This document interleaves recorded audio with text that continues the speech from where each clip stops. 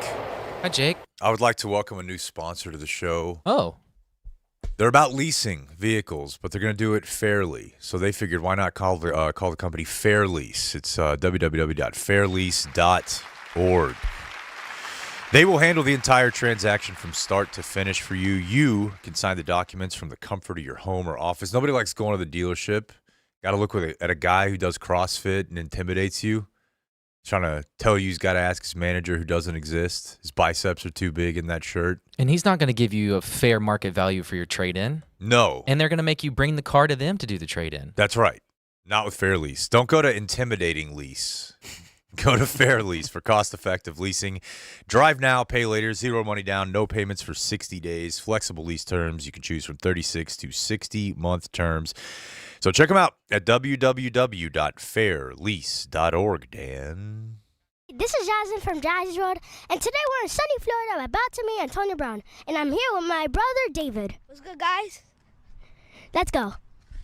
Hi, AB. How you doing today? Doing really good today. How you doing? I'm doing good. Thanks for asking. Is it okay if I ask you a couple of questions? Absolutely. All right. The first question is, what was your favorite cartoon when you were a kid? Alright.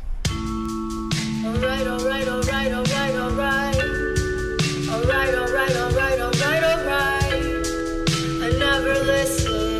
I'm gonna listen. I wanna listen to the dumb zone.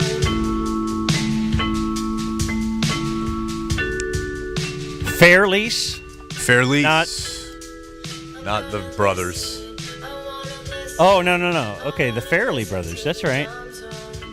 Not the Fair Lease. Fairlease.org. What's an antonym of fair? Unfair. Oh, unfair, certainly, yeah. I could have come up with that I thought one. that was a joke. I could have come up with that one. How about a Monday without a Cowboy game? God, don't you feel good? Wait till tomorrow. Except that we remember there's one tonight. That's right. And we are live streaming during it. And Which will right make it now. more fun. Yeah. And at least it's not Cooper Rush versus Tommy DeVito, which is what we're going to get next. Get ready, America, for your Thanksgiving Day game. Gross. Sit down with your family. That's right. They've made that official announcement. I told you it will be the lowest rated Cowboys Thanksgiving Day game ever. And now we're headed that way. At least we get Tommy DeVito's agent back. Yeah. Hey. His parents, Yeah. they're pretty awesome. That's a family right there that definitely eats lasagna for Thanksgiving. There's no doubt. Nothing wrong with that. No. Love it. It's also the kind of family that fights other families because their kid is not playing well.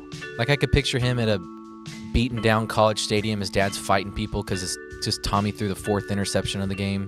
Yeah. This seems to check out. That's a thing. Have you seen it I've seen it within your own family? threatened, but certainly not followed through on. Is Chappie like a fighter? No. Feels like he's a verbal Absolutely not. fighter. Yeah, he's non-confrontational. But he's such a smartass. He is a smartass. Yeah, he might get hit. Right. Now, my mom might have mixed it up with you. I can see that. Yeah. That'd be great to see her throw down with another lady. Yeah. Pulling hair. Why did you just drift away? Yeah. No. I did not in that way. I mean, it's his mother. Why would we? We would never. Yeah. No. We would Yeah. never dream Sure. of that. Sure. So we're in our downtown Dallas studios at the Fox 4 building. This is where DZTV airs from on Channel 27. Channel 27 is in the building as well. My 27, I like to call it. No, I think it's not that anymore, right? Oh. It's like more 27. Okay. It used to be yours. Now it's more. Right. Now it's more. That's better. You don't understand branding.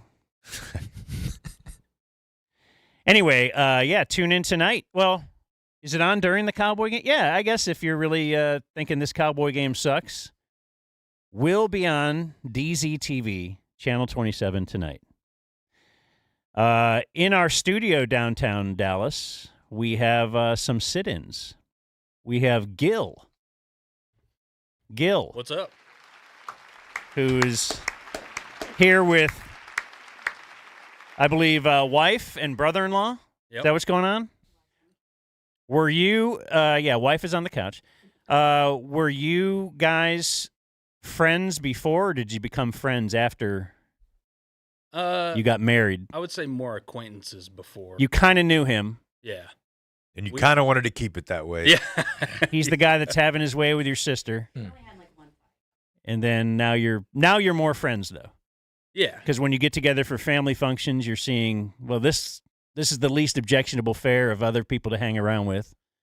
For sure. Yeah. Yeah. Yeah. Let the ladies do their thing, talk, do whatever talking stuff. He's not in the Blake brother-in-law zone. No. No. Yeah. Yeah, That's you gotta- true. Neither one of you feel like Blake feels about his brother-in-laws? No, I think we're good. Yeah, we're Yeah. all good. Okay, yeah. I haven't dropped a dog off at his house. He hasn't Thank dropped you. a dog off of mine. That's how you got your dog? Is by your brother-in-law just be like, hey, I got a dog here. I mean, they got a 80-pound dog in a tiny apartment and was going to keep it in a kennel. Yeah, that was a great idea. So, yeah, just shuffle him off to brother-in-law who's got a big backyard. He'll take care of it and feed it and chase its ass down when it gets out. So you stepped up, is what you're saying. Yeah, that's what it sounds like to I mean, me. Stepped up. Hero is a word I'm uncomfortable with, but if you want to call me that, go for it. He's not the step parent of this dog. All right. No. He's a parent who stepped up. It does feel very Cousin Eddie, though. Look like you're doing pretty good over here, Mr. Big Backyard. Just keep my dog for me. Yeah, did they leave? When you're having a party, like, are you hoping they'll just leave sooner, but they kind of hang around? Yeah. Yeah. I mean, I'm mad when they show up. Yeah. But you like them because you look awesome. Dude. Yeah. Like among all the daughters in the family of all the husbands, And it's just like the it's just- parents love you. Yeah, it's constant. It's every month they do something to make me look better. It's fantastic. I'd like to hear about it. Well, on today's program, I'm looking at the run sheet here. We'll do the regular stuff at the end. Who are you? I'm Dan McDowell, I'm Jake Kim. I'm Blake Jones. along with Rob Chickering, the skydiving chief. We are the Dumb Zone today. So on today's program, we will recap the NFL, which was really fun to do without the Cowboys. Yeah. Really fun. They got a good thing going. They I wonder do. if Jerry could move the team. And then we wouldn't, because I remember in Cleveland when the Browns moved, it was like, oh, now I just watched the NFL over the weekend. And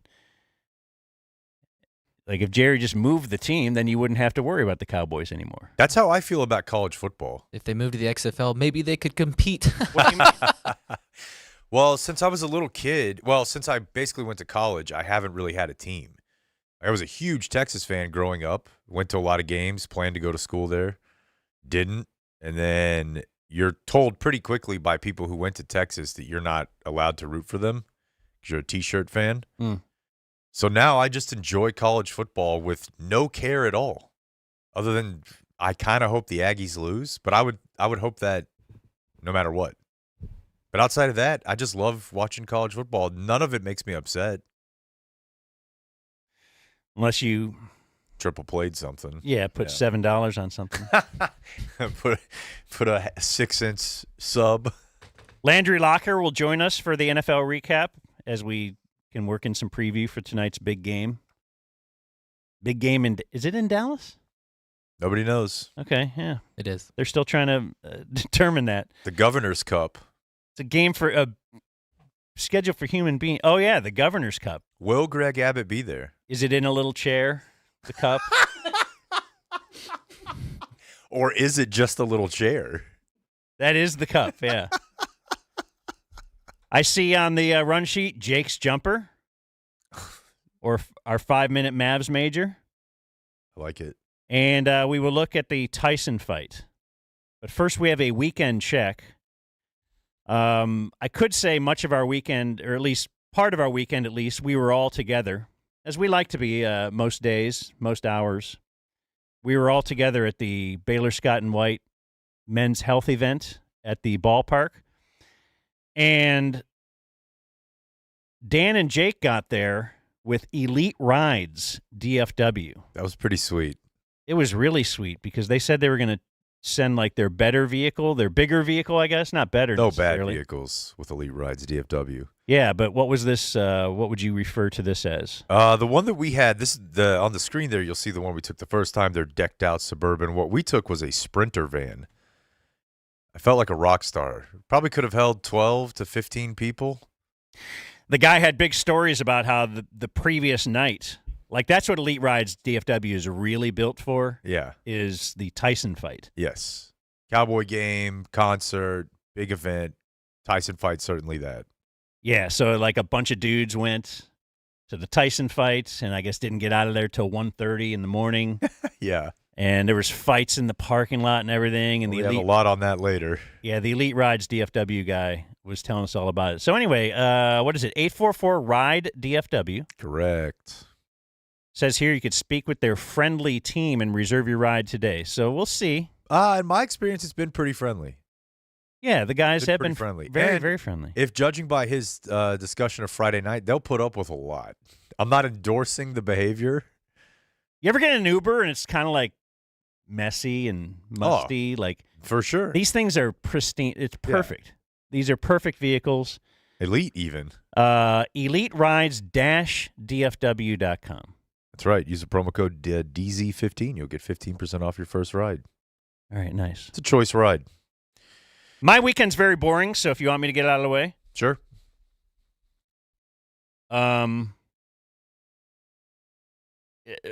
Obviously the thing we did at the Baylor, sad that Jake didn't throw off a mound, but we had some conflicting information on heading into that event, and then the Rangers had other ideas. Boy, did they. Gary did.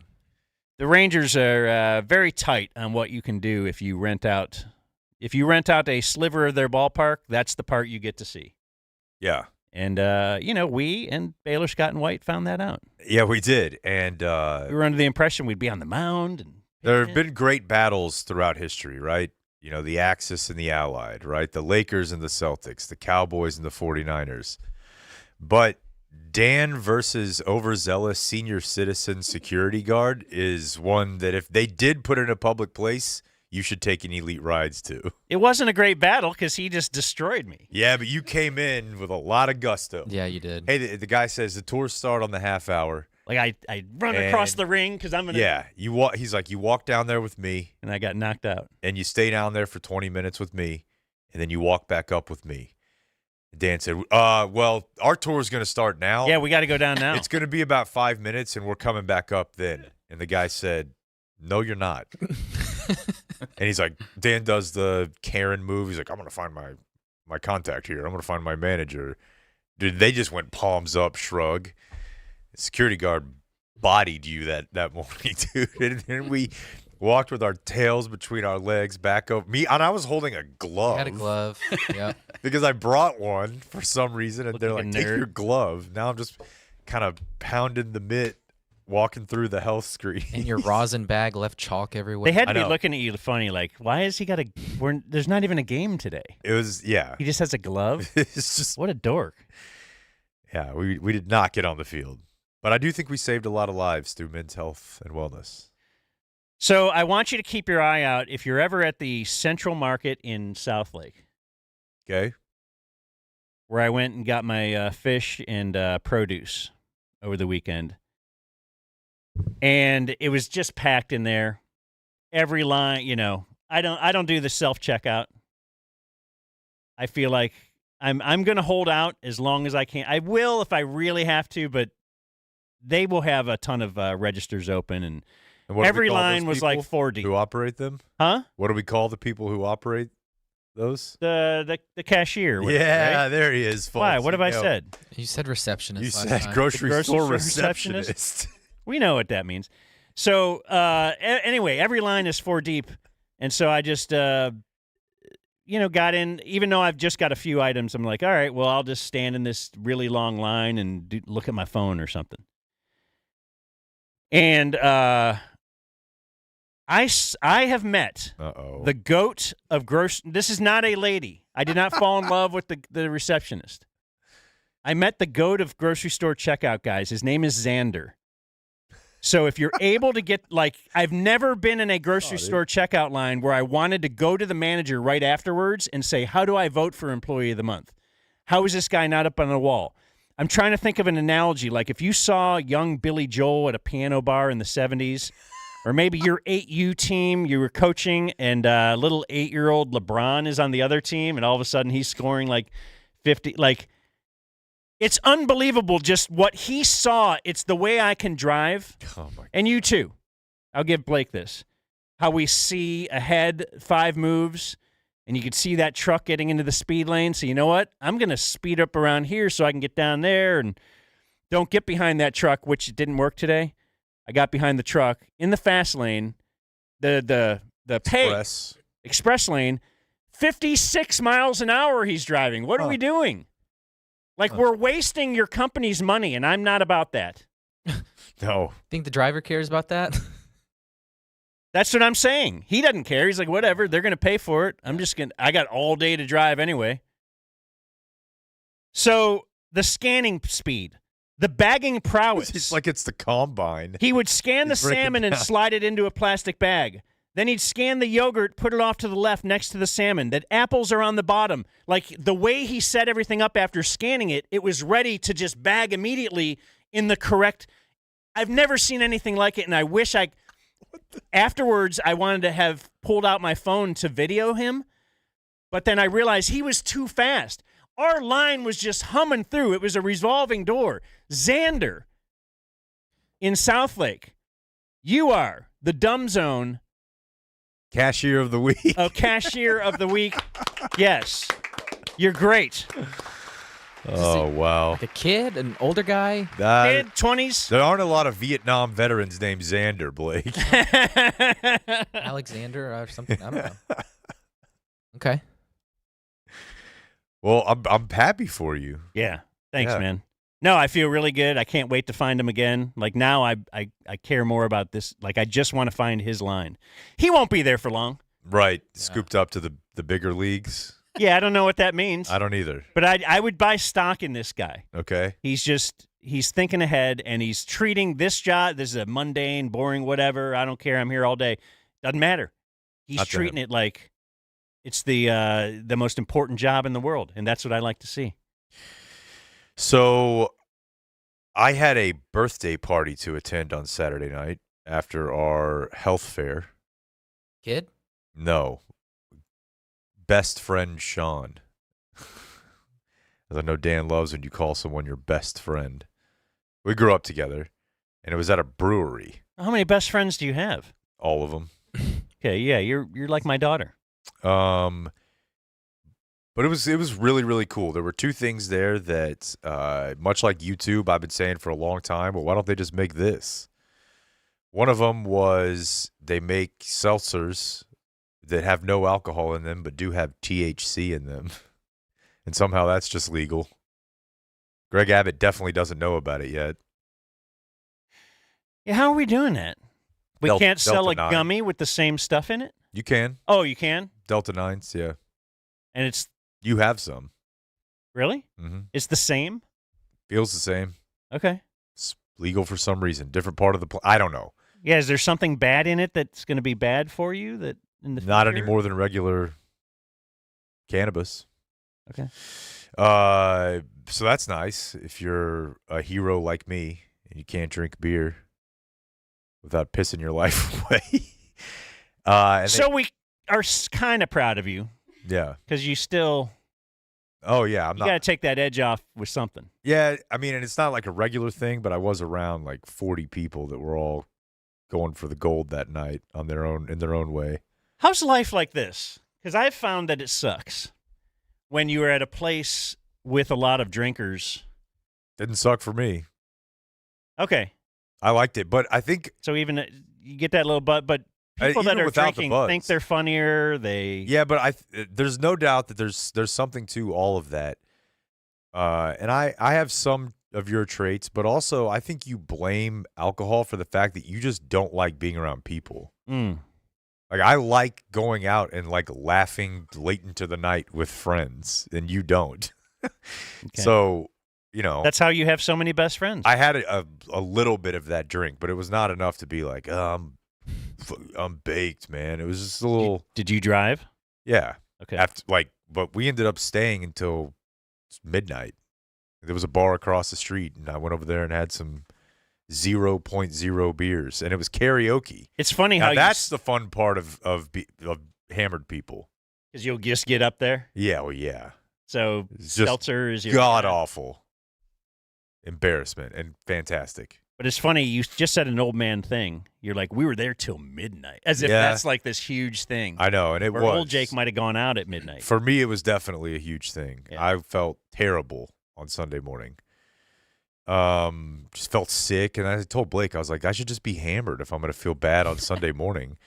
But the other thing they had in this universe of food trucks, how about a food truck that just serves meatballs Oh, sounds awesome. of all shapes and of all ingredients? They're all balls. They're pretty much all shaped. balls. Yeah, I was going to say. The state of Texas. But Yeah, are there enough different kinds of meatballs? 20 different. Really? Yeah, they would serve it on, if you sounds wanted great. like toasted bread, they would serve it on like a mashed cauliflower. They would serve it on pasta if you wanted. And I've definitely had that idea in college. Like, man, I love meatballs. What if there was just a place outside the bar that always had meatballs? They were killing it. You get a little plastic fork, I would hope. Yeah. Well, Okay. yeah, no, they're not. Your No, the hand? guy throws them into your mouth. And so the other couple things Or you that get came like up that the night. stripper, like with the ping pong ball. Does she do that to you? With a meatball? I feel like the integrity of the meatball would be challenged by the pressure. Yeah. Two quick things that came up. Rob definitely just thought that through. And It would crush it. Yeah. If half of the meatball would still be in there. I was talking to a buddy. But that would entice you to get down there. yeah. Like, hey. I was talking to a buddy Meatball flavor. who's got kids, 3 kids, 2 of them who are heavily involved in kids sports. His younger son, I think, is 7 or 8. He plays flag football, which my buddy said is relatively chill. But his older daughter So you identify with him. does cheerleading for like 5th and 6th grade. So senior, right before you can play for your school. So she cheers for a tackle football team, which, we had cheerleaders. I played every year since I was 5. And he's like, dude, it's night and day. He's like, I've been to 3 or 4 of her games just to show that I'm there. He's like, there's been a fight at every one of them. Like, when you introduce tackling to the mix, the parents can't handle it. Whether it's the ref, whether it's opposing parents, whether it's their own coaching staff. That kid's too big to be running the ball. Oh, yeah. There's always a Joe that they just had cut weight for 3 hours that morning so he could run the ball, which my mom 100% did. Is it like a weight limit? Yeah, So you we gotta- would get the X. You'd get the X on your helmet if you weighed too much. So my brother would run for a week with a trash bag over him beforehand at 10. So that was the great thing about Kyler Murray. He was small. He was the smallest kid Yeah. on the field, but he was the fastest and the best. And Yeah, they like, made. to see him as an 8-year-old is amazing. But my brother was the opposite in that he was the biggest kid, but he was also an athlete. That's my Xander comp. I saw Kyler Murray Yeah, for sure. when he was 8 years old, and he would become the number 1 overall pick in the NFL draft. And he was running over those kids like Xander was lapping the other. It all makes sense receptions. to me Yeah. now. So that's interesting to me that tackle is that different than flag with the parents. And the other one, the ladies were telling us Do about. you have any thoughts on your kid? Allowed to play tackle, not allowed to play tackle, all that? Or I like don't- what age? I mean, I like I said, I started at 5, and so sometimes I think it's a little bit weird that parents focus so much on the concussion part of it that young because you really aren't.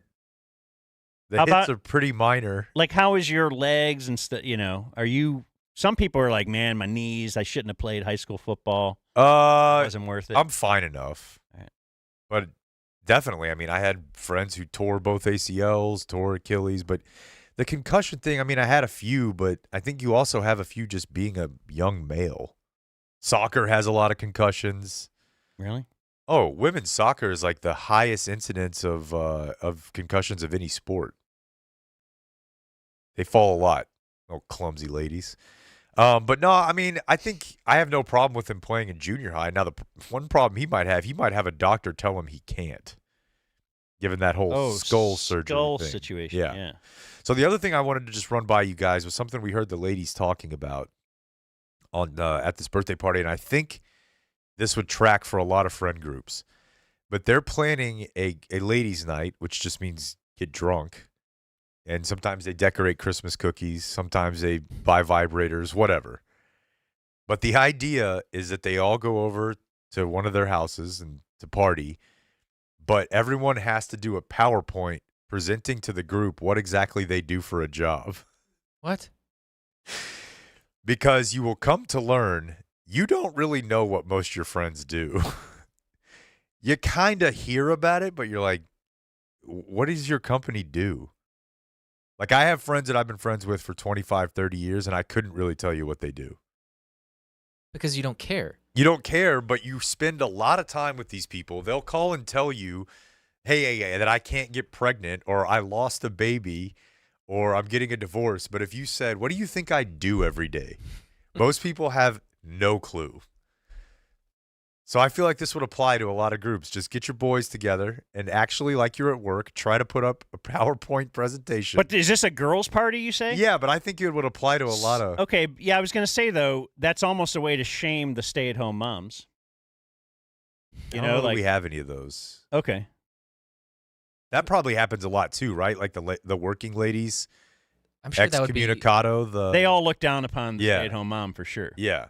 Yeah, And I think that goes both ways. The stay-at-home mom can be like, I guess you just don't care about your children. Right. that's what I was gonna say. She's gonna inflate what she does. She would have the longest PowerPoint presentation of all Oh, of my them. God. Yeah, and that's why Oprah says I'm worth $395,000 I was on a year. call all night. Yeah. Yeah. Would have had to do it, 6 in the morning, whatever. But it is just an interesting window into, like, after they said that, I'm talking to guys, and I'm like, I kind of know what field you work in. I don't know what you do. I know you had, like, a drinking problem. I know you're bad with money. But I don't know. Yeah, most people know what we do. Well, they did. Yeah. I don't know if they totally do Significantly now. fewer people now. So, yeah, what'd you have, Blake? So. Oh, yeah, I know what you had. Let's hear about the wedding. Yeah. I was dumbfounded by that afterward. Well, I was gonna start Friday. Remember, we did our show in Munster, and we didn't have any internet, and so I drove into town where I found some cell signal to upload the show. Then finally got down to Argyle for our game. Our normal sideline guy was out, and I brought in former Argyle quarterback and North Texas quarterback Austin Awney. And it was pretty cool to hear him, like a legit Division I quarterback, like look at the motion and say, okay, here's, I don't know, he would just walk you through the play as it was happening. Sorry to the regular sideline guy who's just some nerd. Well, I started thinking about this. Like, he played football a long time ago, and it was basically just smash mouth. Like, who can control the line of scrimmage? Who's tougher? That's what it should be. But now it's, hey, we run this motion to identify this coverage. Here's how you attack. It's just more in depth. And it was kind of cool because he can talk to us off the air. And just hearing a quarterback diagnose the play, it was pretty cool. So then we did our thing at for the Baylor Scott and White Men's Health or Wellness Clinic on Saturday. And then, I went solo wedding in Aubrey. And I kept track of the mileage from Friday to Saturday, 424 miles. Wow. For me. Hero. Some say it. I just get, and I drive fast because I'm bored. I thought about this because I raw dogged those 424 miles. No radio, no nothing. Whoa. Just That's interesting. Just my thoughts. No fries? No bag of chips? No. Like sometimes I just boredom eat while driving. I don't know if you ever do that. Not boredom, but long trip. I stay snacked Long up, trip though. alone. Yeah, I always have a bag of nuts. Well, I'll sticks. I'll get a drink or something. Yeah, what's with? I noticed today that you're normally Blake visits the Starbucks. Oh, it's right there. He has a big gulp of coffee, like the big size soda, but of coffee. So this was something I've discovered recently. I didn't even know they did. I didn't even know they did that.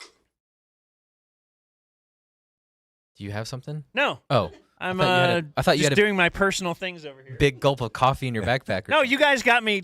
Now we're talking food, and I'm like, you guys said Gil was bringing food, and then I don't have my food, and so I need a little protein drink. Okay. Well, yeah. You bring food, Gil? Come over here. Oh, sorry. No, he'll do it. He doesn't Big care. gulp.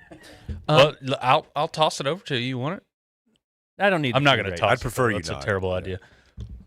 I'd Probably- prefer you not. No eating during the show. I'd prefer you not. Okay. I was going to tell you guys that gas station coffee is good now. See, I'm not even a big coffee guy, and I've always thought 7-Eleven had I've always been a 7-Eleven legit guy. coffee. So Way better than the big coffee chains. yeah, but the big coffee chains are really good. But have you seen their prices lately? Oh my gosh. And so yeah, the Starbucks tariffs. drink that I get is flirting with $7, and this little big gulp thing tastes very similar, $1.99. Okay. QT has a nitro cold brew. It's fantastic, $3. So the gas station coffee is worth it. So Dan and I actually talked about this after we left the show on Saturday. All this guy does is tell us how little time he has on his hands. And if he's not just busting his ass, he's got to carry the load for the family. Kids this, kids that. Here he is with a free Saturday night. Apparently, childcare is available given the decision he made. And he decides that he wants to go without his wife to his wife's friend's wedding. I don't know if we're bringing Steve Noviello in today for Gay Not Gay, but I have a feeling I know what he'd say. Are you rushing my weekend check? Well, you were at Saturday afternoon. Yeah, I went to a wedding solo. Wife has to work, and I said I would go. It's one of my good buddies, so what was I supposed to do? Stay home. Not go? The only two reasons you go to a wedding are for your wife or to get laid. Did something occur that you're not? No, it's just it's a good buddy of mine. Am I right, Dan? Like, if you're a single dude and you're going to a wedding, you're like, I'm going to rip it up and I'm going to see what these bridesmaids are about. But knowing your schedule and knowing everything, on top of the fact that you have to tell us about it all the time, yes, I was surprised. Like, hey, I have a free night. I could go home and finally just have some time to decompress. I can play video games. Drop I in for can dance. drink water, all the mountain water I got. Whip it out. I'm on my last case. Whip it out. No doubt. All of that sounds awesome. And instead, It's a good buddy of mine. I had to go. there's not a single guy. Well, I would What say about Sean? 95% of dudes, if they were getting married, would not care if you were there or not. He cared. Okay, well, you need new friends. That guy sounds like he sucks. Yeah, First, okay. Blake cared that I didn't go to his wedding because I hear about that all the time. So, You hear about it from Jake, not me. all right. It wasn't a good look for you. I got a great present, best present that anybody got him. You did. Thank you. It was really good. A job? Yeah. Going to the wedding solo not the best. sucked. Yeah. I Yeah. thought it'd be okay. I knew a couple people there. So now you got to like pair up with some of the other solo people, or Well, so that's the thing is you walk up and I'm there like right at the wedding because I'm perpetually late. And now I just got to sit by myself. The wedding is over and we go in and mingle, cocktail hour, whatever, by myself. And so I'm just trying to not just be on my phone. And I'm driving, so I can't drink as much as I would want. And so it was kind of A bad decision? a bad decision. Thank you. That's all you had to say. What did you think you were going to get undivided time with your buddy on his wedding night? yeah. I mean, He doesn't even know you were there. Well, we took a picture. I'll remind him. But yeah, it was. You couldn't do the thing that you do at Jared's party where you make a beeline for him, see him, say hi, and then leave. Yeah, so you're there, he was a little busy. actually there 2 minutes, and they think you went to their event, and then you talk about it for the next 2 years Yes. about how great you are that you went to my buddy's event. I did go and show my support. A couple wedding observations, though. The best thing is hearing that the officiant is a family member or a friend, because this was the stepdad that did it. And from the time the music started to you are now dismissed to food was 14 minutes. For the whole wedding.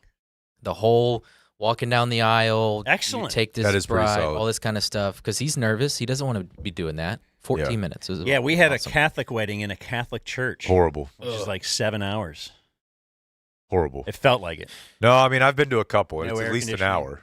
Yeah, you're on your knees. It's horrible. Yeah, you're up, you're down. It's like, what are we doing here? It's very hilarious to imagine you standing or being on stage in a room full of people on your knees in front of a God guy. We had I play along. we had funny DJ, or at least tried to be, where he was saying we had to dismiss by tables, otherwise the buffet line backs up, and he said, otherwise it'll back up like 380 at rush hour. Oh, no. He's doing Chris Berman? Oh, yeah. Back. He hit that one all the way to Sarasota, folks. He was feeling himself. The new mother-son dance song for the next decade and a half is going to be Thought You Should Know by Morgan Wallen. Oh, damn. It's a song, Morgan Wallen's talking to his mom, thank you for everything you did for me. It is perfect for that situation, and it's going to be the only song you hear in that situation forever. Man, the only time I've ever heard that song was at rehab when they were doing like the pick a song that means a lot to you. And I think it's kind of like about letting your mom know how much they meant to you and everything. And when that lady picked that, I was kind of laughing at myself because I'm like, I don't know if this is the best show your work for mom. Like, you're in rehab, dude. Yeah. Did she do that great?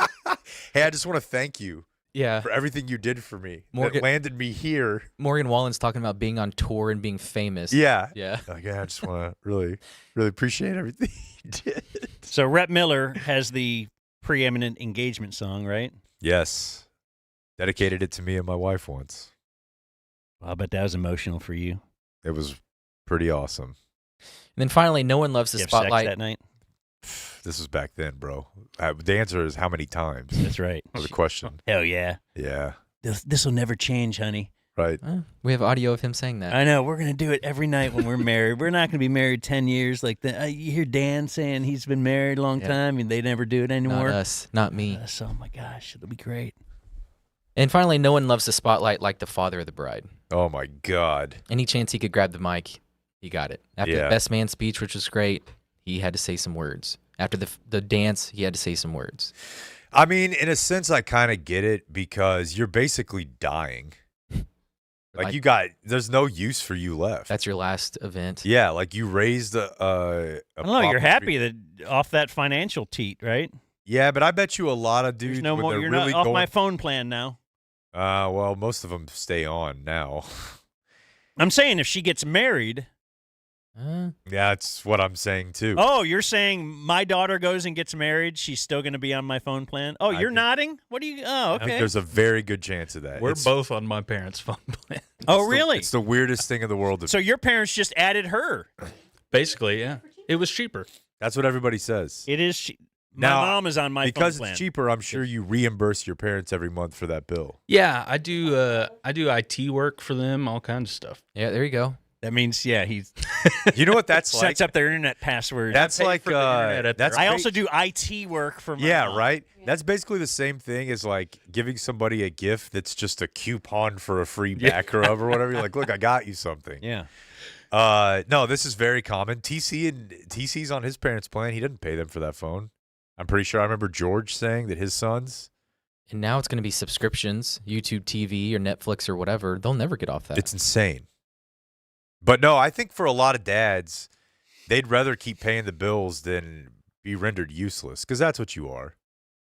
Once there's a dad, a husband, it's like, look, buddy, you're out. Yep. Imagine what for. I'm doing to your daughter. Yeah.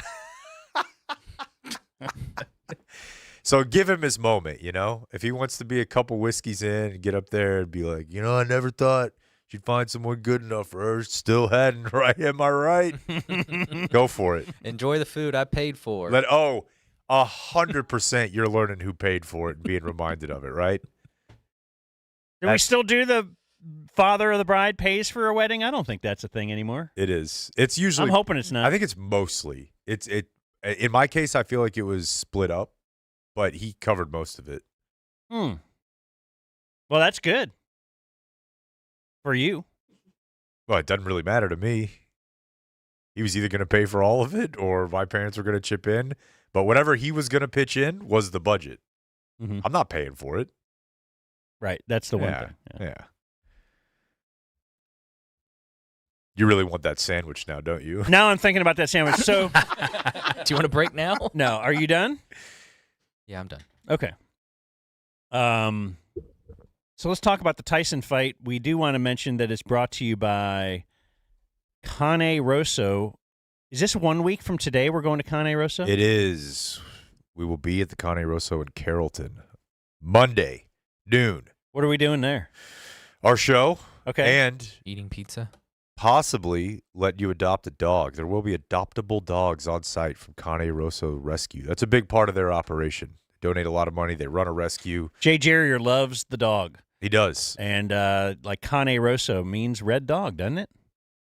That doesn't sound right, but It's right. yeah, okay, Yeah. yeah, Cane, yeah. Why don't you get off my ass? I just said it doesn't sound know right. Jay didn't say, Jerrier better no, than you. dumbass. Come see us at Cane Rosso. That's right, lunch combo. Boy, my voice is it's shot, dude. Let's go to Cane Rosso My, next Monday. my They wife- have a happy hour from 3 to 6. My wife completely lost her voice, which isn't so bad. Know what I'm saying? Oh, fellas? yeah, man. You could get All that a yapping. 10-ounce pizza with salad or tots for $15 during lunch when we're out there. So come on out. It's the best pizza in town.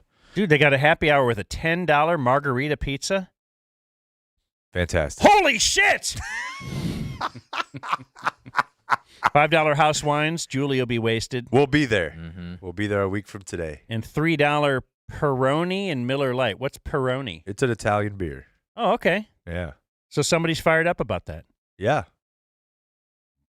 Where are we going? It's in Carrollton. Cane Cane Rosso. Rosso. Carrollton. All right. So, yeah, now to the fight. In air I quotes. enjoyed online being mad or like real fight fan. Yeah. This is a joke. Travesty. This is just, Disrespectful to the sport. you know what?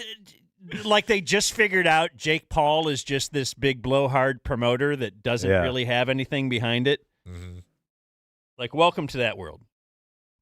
Welcome Welcome to the to world that. of Jake Paul. Welcome You've to just the been world. had. Yeah, and I mean, if you Dab, fell dab, for dab, it, Dab, dab, dab. you're a dumbass. Are you? He's 58. Are we believing that? I know, and I want him to win, and I was kind of with that. But and yes, when it was first announced, I thought it was all real. But you know, I don't know. I'm not like, oh my gosh, I'm so mad that 58-year-old Mike Tyson didn't really look good against this big hulking guy. My boy has put on some chunk. Who? Jake Paul is huge now. Yeah, He's way bigger than his brother. yeah. He's a pro wrestler. But are you buying the Netflix post-fight numbers? They're saying like at 1.60 million people are watching at once. I have no idea if And I Netflix never releases numbers unless it's like it's something awesome. And then they'll be like, oh, look, everybody watched it. Like, I'm not sure I buy it. like, did they have to put it out to cover up? Like, this is why the servers were down, is because the number was so high. Like, are you telling me that drew more than NFL games this past weekend? Friday night? I could see it outdrawing a bad NFL game. But it's a bad NFL Like game. Chiefs and Bills? no, there's no chance. And Chiefs Bills will not come in at 60 million. No, it'll be like, what, 18 to 25 or something? Something like that. Yeah, that seems wild. But maybe they're doing the PR shuffle of, like I said, I mean, they took a big hit Friday night. Everybody was pissed off about the buffering. And I wonder if the NFL is a little concerned just because the whole thing was a promotion for the NFL. Yes. They Jerry have was the there. NFL this winter, and they wanted to let everybody know that, and this is how you can get there. Probably, if I look back, that's probably why they even did the Brady thing. It's all about they're getting in bed with the NFL. Yeah, and vice versa. Yeah, for sure. I don't know on the numbers, but definitely the NFL has to be a little bit concerned about those games Christmas week right now, because that's going to be the only game on. Both Is it of Christmas Day? them. It might be Christmas Day. Yeah. There's the schedule this year around the holidays very weird. They just want to Friday game. They want to body the NBA. Yeah, and they will. Oh, NBA owned Christmas Day. That's cute. But the way I took this in was just it's perfect that it was at AT&T Stadium. Like, everything about this game was Cowboys. It was no substance. It was all style. It was all BS. It was over the top. It was scuzzy and schlocky. And here's the Cowboys cheerleaders doing Thunderstruck. We'll hear from Jerry here in a minute.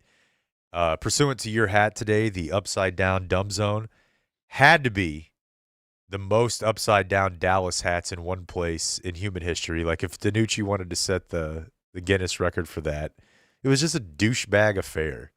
There were 9 people arrested in fights, and that's who were arrested. And we have more on that in the news, too. But, I mean, Dallas, Texas TV they were on fire, dude. Just fight after fight after fight. So weren't you saying, like Blake, on Saturday, the theory of that, if you go to a car auto race, you go home, you're kind of driving fast because you have that in your mind now, and you're like, oh, I'm gonna weave around. Same thing. If you're at this fight, dude, you're all teed up, you're drunk. Back in the day, and you just need to fight. When I was in, because there's not opposing fans. No, really, no, but that doesn't matter. Look at the NFL fights we see, and half the time it's 2 people from the same fan base. Okay, but anybody who's around my age knows when we would go out to the bar in my 20s, if you ended up at the bar on a UFC night, you can guarantee something was popping off. We've seen, remember, Calgary, I think, maybe. Yes. Yeah, 2 Calgary. bros just were in each other's face for an hour, like, touch me first. And one of them's all roided up and in Canada. So, yeah, you knew that it was going to be that. Where do you guys fall on it being rigged? Like, seeing those. They called it an exhibition, so right there, it is rigged. They fought with heavier gloves. But I think, wasn't Jake Paul saying something like he could have ended it earlier but didn't? I think he could have knocked Tyson out by about the 6th or 7th, 8th round for sure. Like, I don't think it was rigged in that Jake Paul won. Like, and Tyson was holding back. But, like, there's people on your TikToks and whatever that are doing the videos where they're like, look behind me at this contract. And it just has all this stuff written out of Tyson had to guarantee that he wouldn't knock Jake Paul out in the first couple rounds whenever people think he could have. Because there was one time in the first round where it did kind of look like if Tyson wanted to, he could have put some serious hurt on him. And that it needed to go 8 rounds for Tyson to get, like, his full amount. There's this whole list of I wouldn't be points. surprised. But would you? Like you said, it's no substance. It's wrestling. It's yeah. It's a show. That's what it was. It was a show to tune into. It wasn't a real sporting event. So I put this image in there, Rob, of so that's all my social media feed was on Saturday and Sunday, was threads about how it's fake or it was rigged. And I just wanted you guys to see this screenshot. So this guy has this long thread. It says, exposing how the Paul-Tyson fight was rigged for Jake Paul to win. Thread. And then it just has an image of Jake Paul and an image of the betting odds. The first tweet in the thread is, I want to begin by mentioning that Jake Paul and Mike Tyson are members of the Illuminati. I'm like, okay. We're off to a roaring start here. And the guy did have like a 50-tweet thread explaining all this, and it did involve like the Saudis, casinos, banking. Like, I don't know. I think it's probably just they both wanted 20 to 40 million. Because the thing that was confusing was Tyson in some of those training videos did look a lot, more fleet of foot. But I think those were all from before he had his medical situation. Because he could have died a few months ago, apparently. And you don't know when, was that after, when you're watching those training videos, is he exerting like you exert? You know what a 2-minute round is like, right? I mean, they say that's way more tiring than you could ever imagine. Yeah. And he's 58. Yeah. Just some notes I have. When females fight, and there was a very brutal female fight, by far the most entertaining real fight of the night. Yeah, Jesse at Elite Rides, he was saying, and his wife went to the fight, and it was violent. She said it was like the best fight she's ever seen. I heard people saying that, and then there were people were pissed off at the ref for not deducting more points. But my main takeaway on female fights is they should have male ring guys for those fights. Ah, With okay, like a- hot dudes. With like a banana hammock on. Yeah, all right. It's only fair. It really is. You're all for equality. Just like this bulging dick. yeah. Yeah. You got them hot chicks with Right. big jugs. Right. Let's do the same thing. I'm with I'll play you a little bit of audio here. Again, keeping with the theme of how Cowboys this was and just schlocky. Boxing is very you want to go to the celebs, right? Who all is here? I'm going to play this from my computer, Blake. So let's go to the crowd.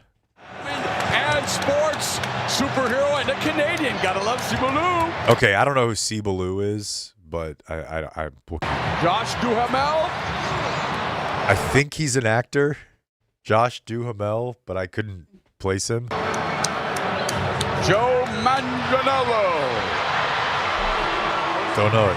Charlize Theron. She's a badass on the big screen. Furiosa's in the house. There they are. Karate Kid, Cobra Kai, Ralph Macchio, and William Zabka. Wax on, wax off, and sweep the leg, guys. All right, dude.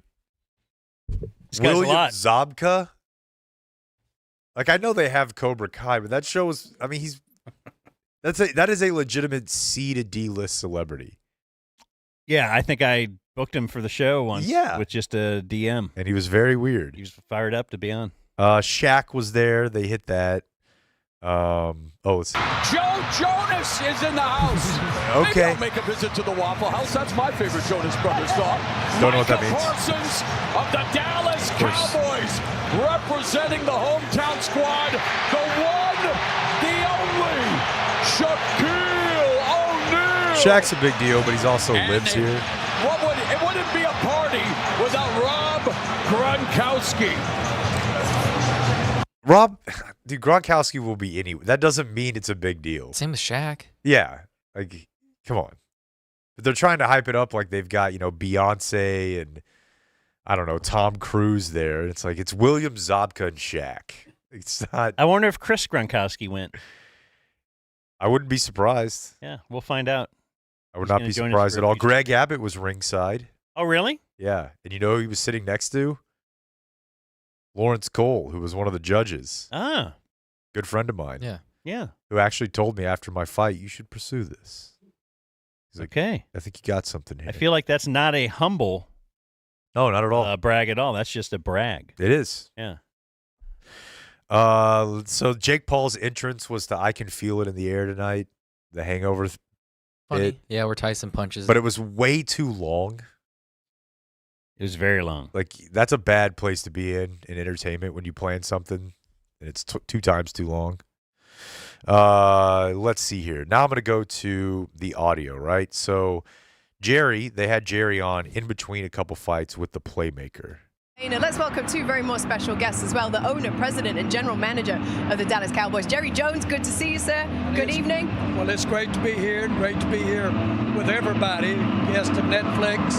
But I just can't believe there's 70,000 out here to watch these guys. They go turned out for this fight, yeah. Can we say as well? Space, man. It's your spot. Can I intro you too? So I'm sorry. Absolutely. One of the greatest players in franchise history. All right, so now we're going to intro Mike. But, okay, it's time for Jerry to talk. He has a mic with a Netflix mic flag on it, and this was perfect. Jerry, you hosted so many great fights here, right? I mean, you've had Manny Pacquiao, you've had Canelo, you've had Errol Spence. How is the buzz compared coming up to this fight? We've had. He's now going to talk without a mic that works for 30 seconds. Yeah. And you can hear the Playmaker. So he doesn't know it doesn't work. No, he just keeps going. Did we lose his mic? She doesn't Did we lose know. his mic? Good. Playmaker doesn't know. thank you. Real good. Well, let me Good say job, it again. Michael. I don't know that you can top this. They gotta be Worldwide pissed. The NFL's gotta be coverage pissed. with Netflix. We're all being introduced to Netflix. We're so excited. No, we're not. It's been around for a very long time. We just learned about Netflix. We're all learning. He's like my mom. I know. Yeah. Like, we're all just being introduced to this. It's crazy. I talked to my neighbor the other day. He's got it. This is gonna be big. Yeah. Blockchain com, exactly. I feel like the play-by-play guy said Mike Tyson's nickname funny, and it made me think of a classic Norm Macdonald bit. The former undisputed heavyweight champion, a man who tonight wants to turn back the clock to a time was when he was undeniably the baddest man on the planet. I'm talking Iron Mike Tyson. Yes, he was the baddest man. He also went Tymus, but he says Iron. He expected if it would go past the first round, it would belong to Jake Paul, and that has definitely been the case. But what is left in Iron Mike Tyson? He's doing the man grade commercial. Yeah.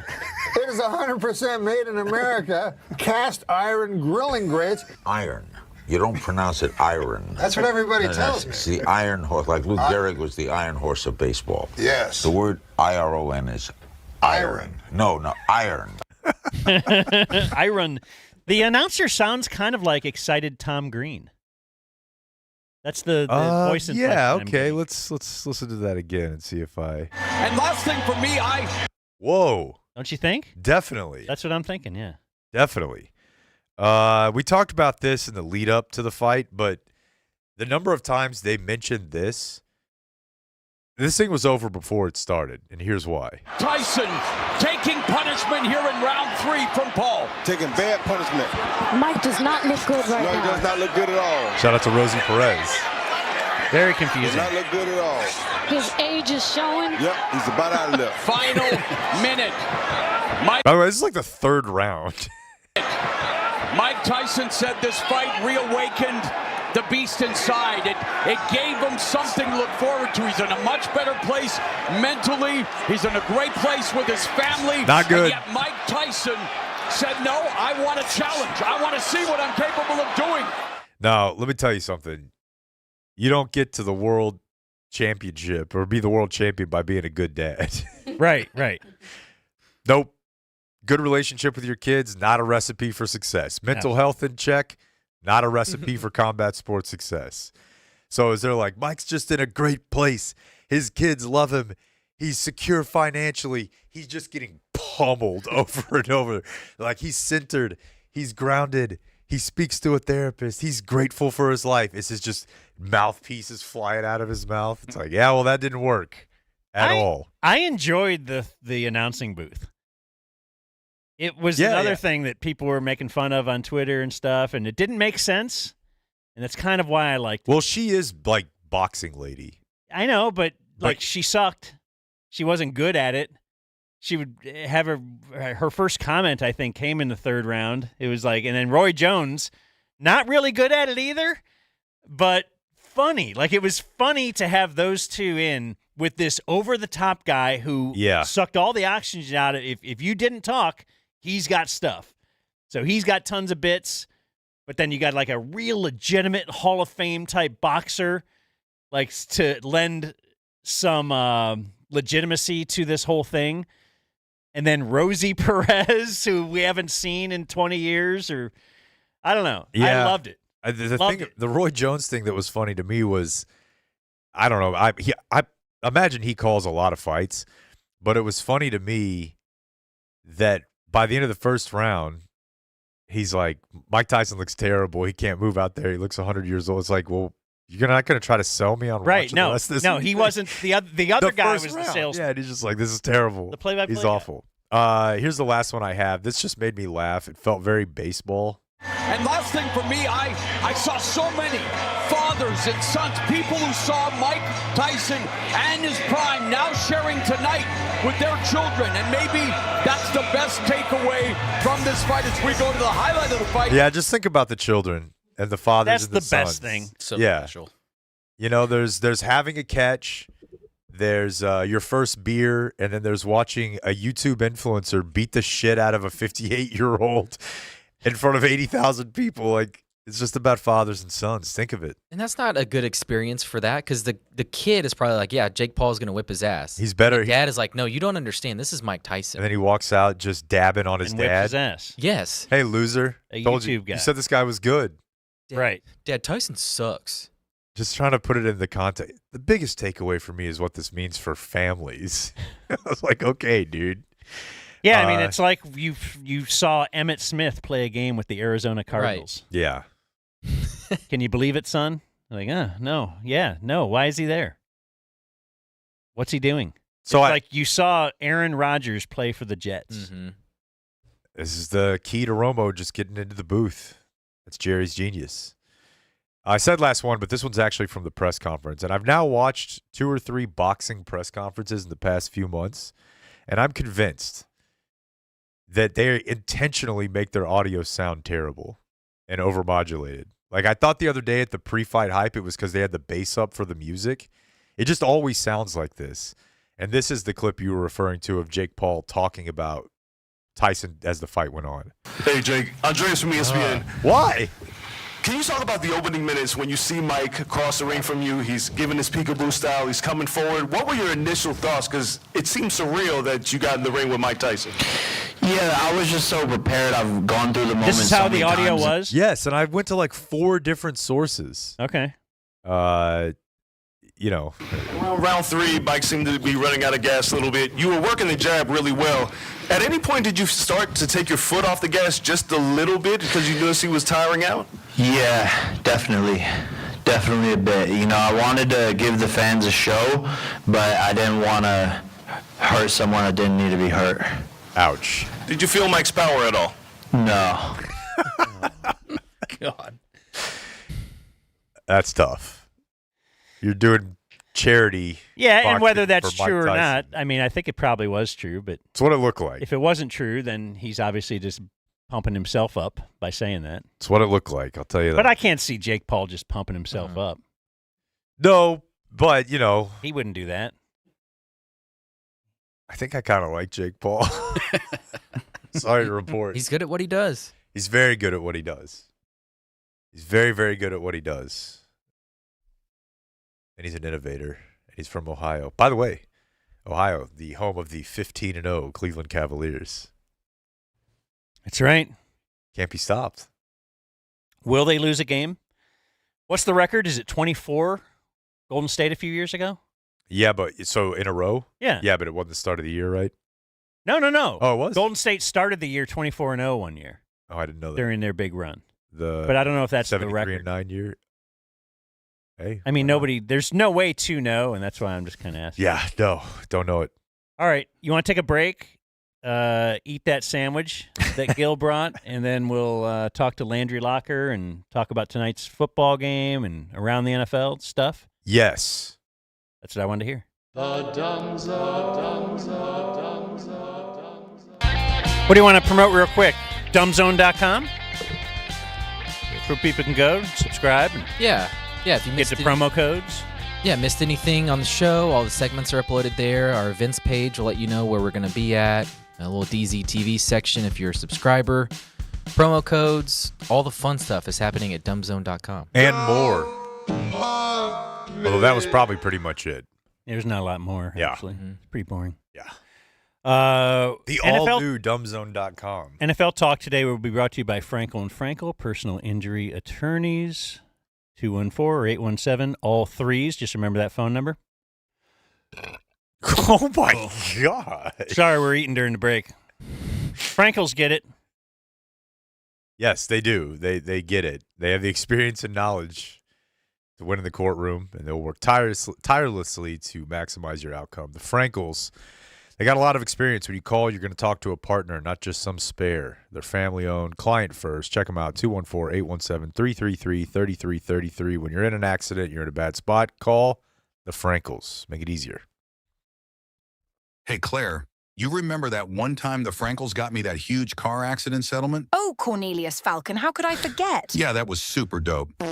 Was that a fart? I still Please don't get stop it. talking. Frankel and Frankel. All right, let's talk football. Joining us now from Houston, from hated Houston, which is way lower than we thought it was. Also, humider, right? Yep. Longer. Is that a word? Humider? Anyway, it's Landry Locker. Hey. You can check him out on YouTube. Are you in the locker room right now?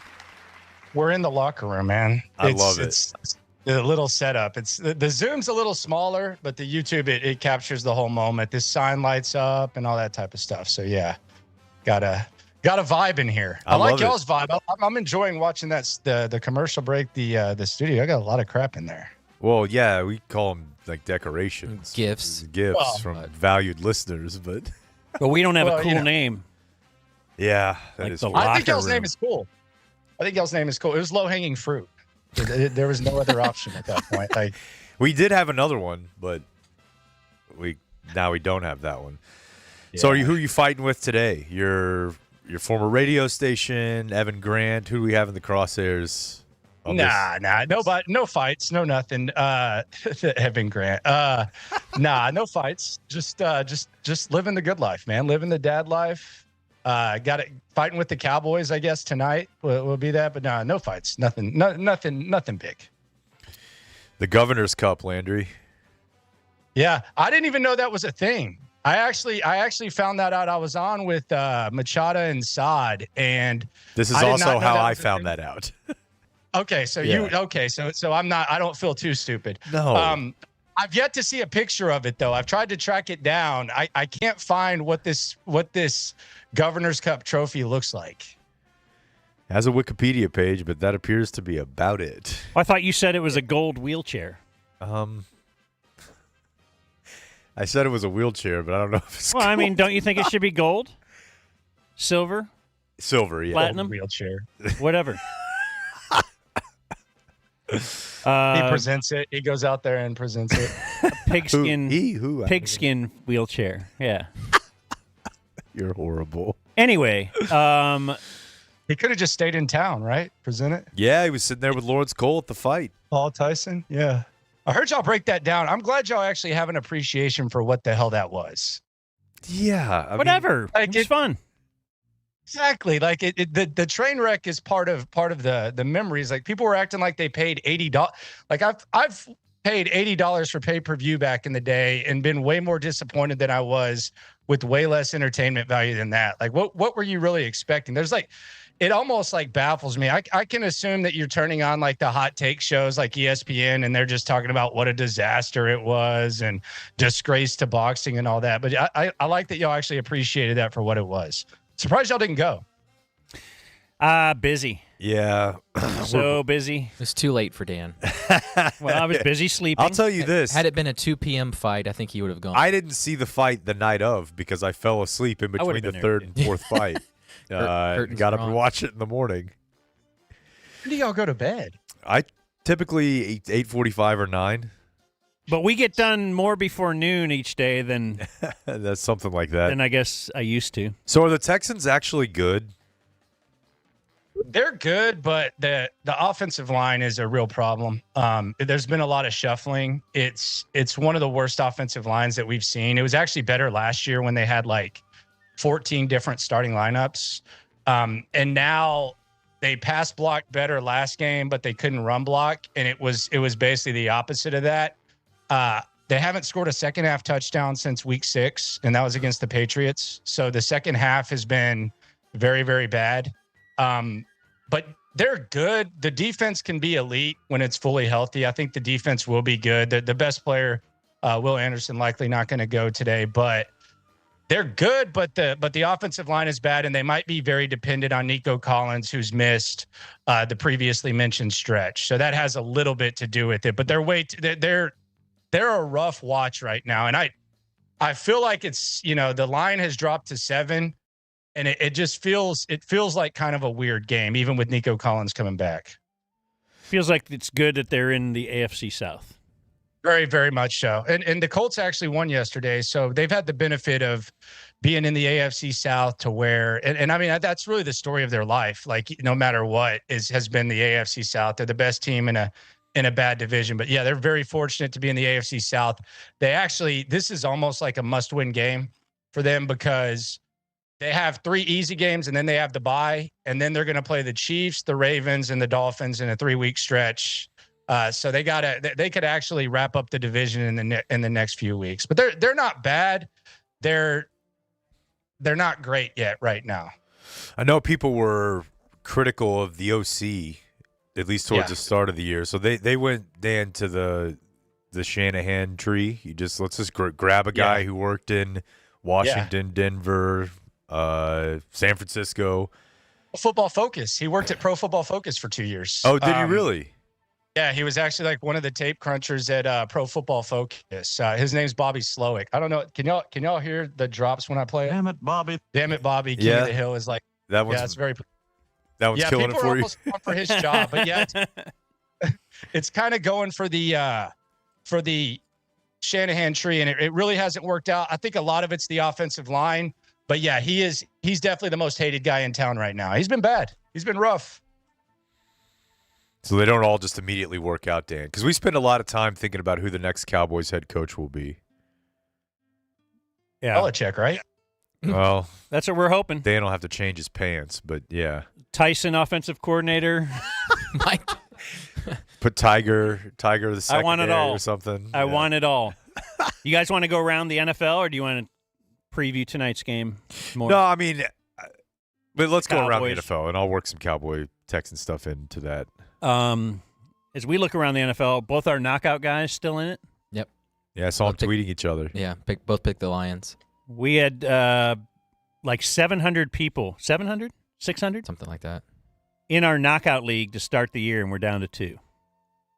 Landry. So I thought got you might knocked be out pretty early impressed too. by I that. was a 2-weeker. I was a 2-weeker. Yeah, I was out quick. I was on the Bengals week 1 against the Patriots, and somehow they lost that game.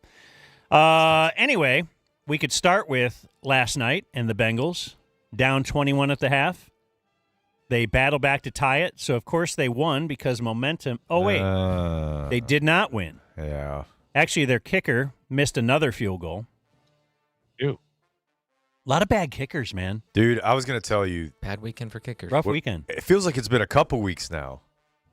When we watch those games now, and whether it was Moody last week missing 3, Cairo Santos missing the game winner, McPherson missing, it makes me really nervous for if we have Brandon on after he just inevitably has one bad game. What if here's the thing, though. I think we're safe for this year, though, because the Cowboys will play in precisely 0 high-stakes games, where you even care. But who's a really good team that doesn't have a good kicker? San Francisco, maybe? Yeah, I mean, he's been pretty bad. What could you get for Brandon Aubrey right now? I certainly will not endorse trading him. I bet you could get a 3rd or a 4th. You could get what you got for a starting quarter. In theory, Or Trey Lance. the 3rd overall draft pick in the NFL. But, of course, the trade deadline is passed. Let's see.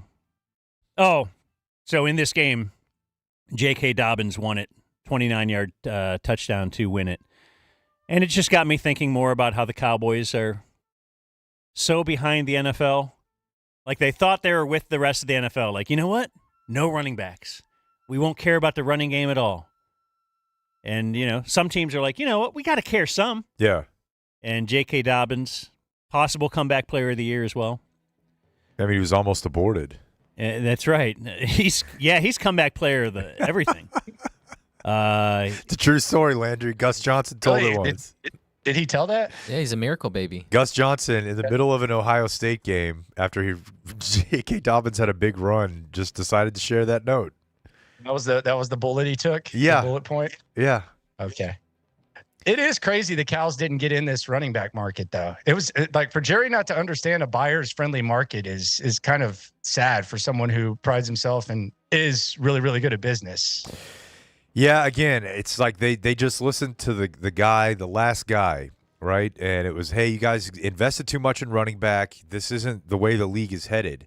So they just thought they would replace it with not even replacement level. All they would have had to do is take a couple of running backs between rounds 3 and 5 over the last handful of years, and they'd be fine.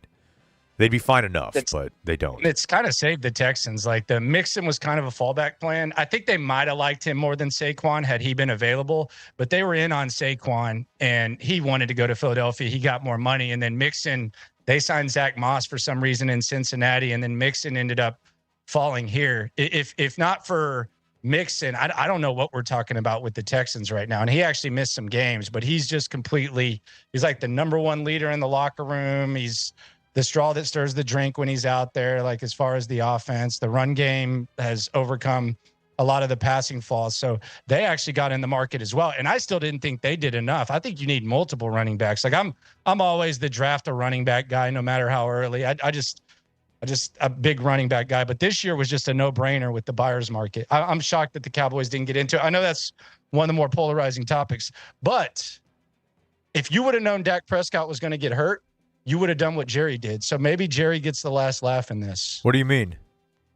Dak got hurt. Like, he didn't go all in. The powder's dry. Oh, okay, yeah. We're set for next Jerry's year. proven right over time. Like, hey, revisionist history, but Jerry's proven right.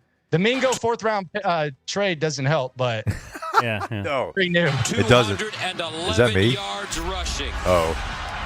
What does this kid not do? He's churning the clock out in between the tackles, and then bam, lightning on the outside, the explosiveness to go down, and then up and over the top to put that ball over the goal line for a touchdown. What a day for J.K. Dobbins. Absolute dominant performance from Dobbins and this offensive line. J.K. Dobbins' mom, Maya, became pregnant when she was 18 years old. She went to the doctor because she was thinking about aborting the baby, but changed her mind. That baby turned out to be that young man. Oh, my God. J.K. Dobbins, who she calls her miracle baby. Somehow it's worse. I was waiting to see when that was going to fit. Like, I was thinking, okay, maybe there's going to be like some sort of fit here. No. You think his mom even wants that out? Probably not. Joel Klatt didn't have much for him there. Let's just do Lions since he mentioned two running backs. Yeah. Do you remember how when we were talking about the spreads and triple plays and stuff on Friday, and I said, if you look at the Cowboys, it's very hard for me to imagine how they stay within 7 in any of these games. Yeah. Like I can't come up with it. I don't know how they get to a 24-30 game or a 17-23 game. And then we were talking about the Lions and their spread, and I'm like, yeah, I can draw you exactly how the Lions would beat somebody by more than 14, and it's exactly what they did. They're going to have one guy who's going to catch 13 or 14 passes for 130 yards in Amon-Ra. They'll have another guy who breaks off a 70-yarder in Jameson. Both of their running backs will destroy you, and both have runs of 15, 20, 25 yards. Like, they're a machine. All Goff has to do is play good, not great, good, and they're unstoppable on offense right now. Well, he had a perfect passer rating again. 400 yards passing as well, 412 yards, 4 touchdowns. He was 24 of 29. Detroit had 644 yards of total offense. And I thought, man, that's a lot. Let's see where that ranks. That actually now ranks, or 645, I should say, 8th in NFL history. Number 1 is the Dolphins last year against Denver. They beat Denver 70-20. Oh, yeah. Yep. And they had 726 total yards of offense. We're all very fired up about Mike McDaniels at that point. The only other one from this current era got pushed out of the top 10. I guess the Ravens a couple years, 2019. That's 5 years ago now. But it was the Cowboys got pushed out of the top 10. They're now 11. And theirs occurred last year as well. You remember? Their No. biggest game. Yardage-wise, I don't recall. It was 640 yards total against the Giants. Oh, was that the first game? On the 12th of November. Oh, okay. That was the DeVito game. Yeah, okay, because the first game they won like 40-0, right? Yeah, but their offense was terrible. Yeah. Okay. Yeah, so yeah, the Lions, historic performance yesterday. They The ran Lions, a hook and ladder on first down in the fourth quarter, up like 3 touchdowns. They're just having fun. They're doing bits. They're trying things out. They're putting things on tape. They're now playing for, what we're doing in the postseason. They have I was looking at this morning, and I think I started because I was looking at the Texans, and I thought they've played a lot of closer. Are they that good? The Texans actually have a negative point differential, which I'm sure you're aware of, Landry. Yeah, they're the only team in the playoff picture with one. They're like, I think they're 20th now in point differential. Well, the They were Falcons 8th. actually now too. They're Yeah. Oh, Falcons there we are a negative 30 point differential, That'll do it. and they are leading the NFC South by a couple of games. Didn't the Vikings weren't they 10-0 with a negative point differential with Cousins 2 years ago? The Steelers were last year for sure, or they were. Interesting. Weren't they? Maybe it was the Vikings. Anyway, yeah, the Texans are -2. I just point this out to say how great Detroit has been. They are by far the best in the NFL, plus 159. Jesus. Next up is plus 106. And that is the Bills, actually. So apparently on Football Night in America, because Jason Garrett's a part of it, they have him do highlights. It really is. He tries to get excited. So last night they're showing all the Lions touchdowns and their big plays, and so they're running the tape and they're speeding it up to look kind of vaudevillian or so. I don't know the word, but it's supposed to look kind of silly, like whip, whip, whip. So here's Garrett. They had 600 yards of offense. Let's go. Keep up with the highlights. I can't keep up with it. Nobody can. They run it. They throw it. They never miss passes. They run after the catch. Okay, so as you can tell, that obviously made me perk up, right? Like Jason Garrett, the robot circus sound. Like he sounded to me like just love it. You went to Chuck E. Cheese and like shot up the animatronic thing. So I just had to put this together just to make myself laugh. Shut up the what? It's like he's just shorting out. All right. That's great. I spent a lot of time listening to that this morning. Elsewhere in that game, yes, you mentioned Amon-Ra already. 11 catches, 161 yards, 2 touchdowns. He now has 8 straight games with a receiving touchdown. And my other note is this Doug Peterson's last game because they are coming up on their bye. So the Jags are 2-9.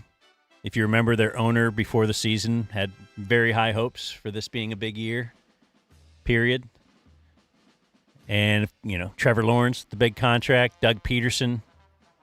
Does he have a statue in Philly? I heard that. I think I don't think so. Does he? I heard that he does. It'd be better to make it for Foles. But you just got to wonder. I feel like Doug Peterson doesn't get another head coaching job. I mean, maybe after a coordinator gig. But you kind of think when you win a Super Bowl like that, now you're in the head coaching club. You don't have to take an OC job. But I feel like who's going to give Doug Peterson control of their franchise now? Dallas. Yeah, so the photo you see there that Rob pulled up, that is the Philly special. So it's Foles and it's Doug Peterson calling the play. Yeah, it's pretty badass. And Foles is That's like, a yeah, badass all right. statue. That's sick. Yeah, it's a pretty cool play to commemorate. They've lost 14 of their last 17 games. And Lawrence is hurt now. Yeah, he didn't even it was but Corkle time. It was Mac Mac Jones. Yeah. Did y'all know Mac Jones was a baby model? No, I I'm being did not. serious. But it I'm being makes serious. perfect sense. He still kind of Yeah, looks he was like a baby. He was like a baby model. I think like as a kid, like he had like those, like all those kids that you see like in Pampers commercials and stuff. I'm pretty sure Mac Jones was like a child model or something like that. All this checks out. You think he Yeah, had a lot in common when he shared that note about his childhood with his teammates at Alabama? The Jets lose at home to Indy. They're now 3-8. This could be a fake stat. I just read it on Twitter, but since Aaron Rodgers just reads stats off Twitter, then I'm going to read one as well because it says the winning percentage as the Jets starting quarterback. Zach Wilson was 364, Sam Darnold 342, Aaron Rodgers 273, which doesn't seem good. No. And I think we've seen the last of Aaron Rodgers, or at least this year will be the last of Aaron Rodgers. Who's going to sign up for Aaron Rodgers next year? InfoWars or Joe Rogan Network, but outside That's of that, right. He could be in the in the administration. He might be. On The Onion. Yeah. InfoWars just got bought by The Onion. They bought it at auction. I will mention the return of Anthony Richardson was cool. I thought he'd ball out. That was my triple just because. Oh, you tripled Indy? Yeah. Guys trying to save his career. He was nice. Nice with the deep ball. Trucked somebody for the winning score. Wouldn't want him as my quarterback, but he's fun to watch. Also a fun quarterback, or is it a tight end, or is it a running back, or is it a wide receiver? Taysom Hill. It was a huge Taysom Hill day. Fantasy darling of the day yesterday. PPR? Doesn't matter. If you start him at tight, you could start him at tight end. Yeah. And he would have had 7 carries for 138 yards and 3 touchdowns rushing, 8 catches for 50 yards. He was 1 of 2 passing for 18 yards. So 1 completion for 18 yards. The other one was an interception. He also lost a fumble near the end zone. So you got everything in that Taysom Hill as they destroy Cleveland. I guess Jameis was not the answer after all, although he did have 395 yards passing and 2 touchdowns. And no picks. So they're coming around. That's progress for Jameis. You have to realize this for the Browns. Because they're in the running for worst team in the league. Let me find the worst. I had some worst team in the league notes. Well, it's Jacksonville at the top. You have 2 win teams are Jacksonville, Cleveland, Vegas, Tennessee, Giants. 3 win teams, Jets, New England, Carolina, Dallas. Ooh. So you're in the mix. Yeah. You're at the worst, you're 9th pick in the draft. But for the Browns, who are in the mix for the first pick, know that they finally have their first rounder this year. This is the first year that Houston does not have the Browns' first rounder. I think since 1999 when they came back.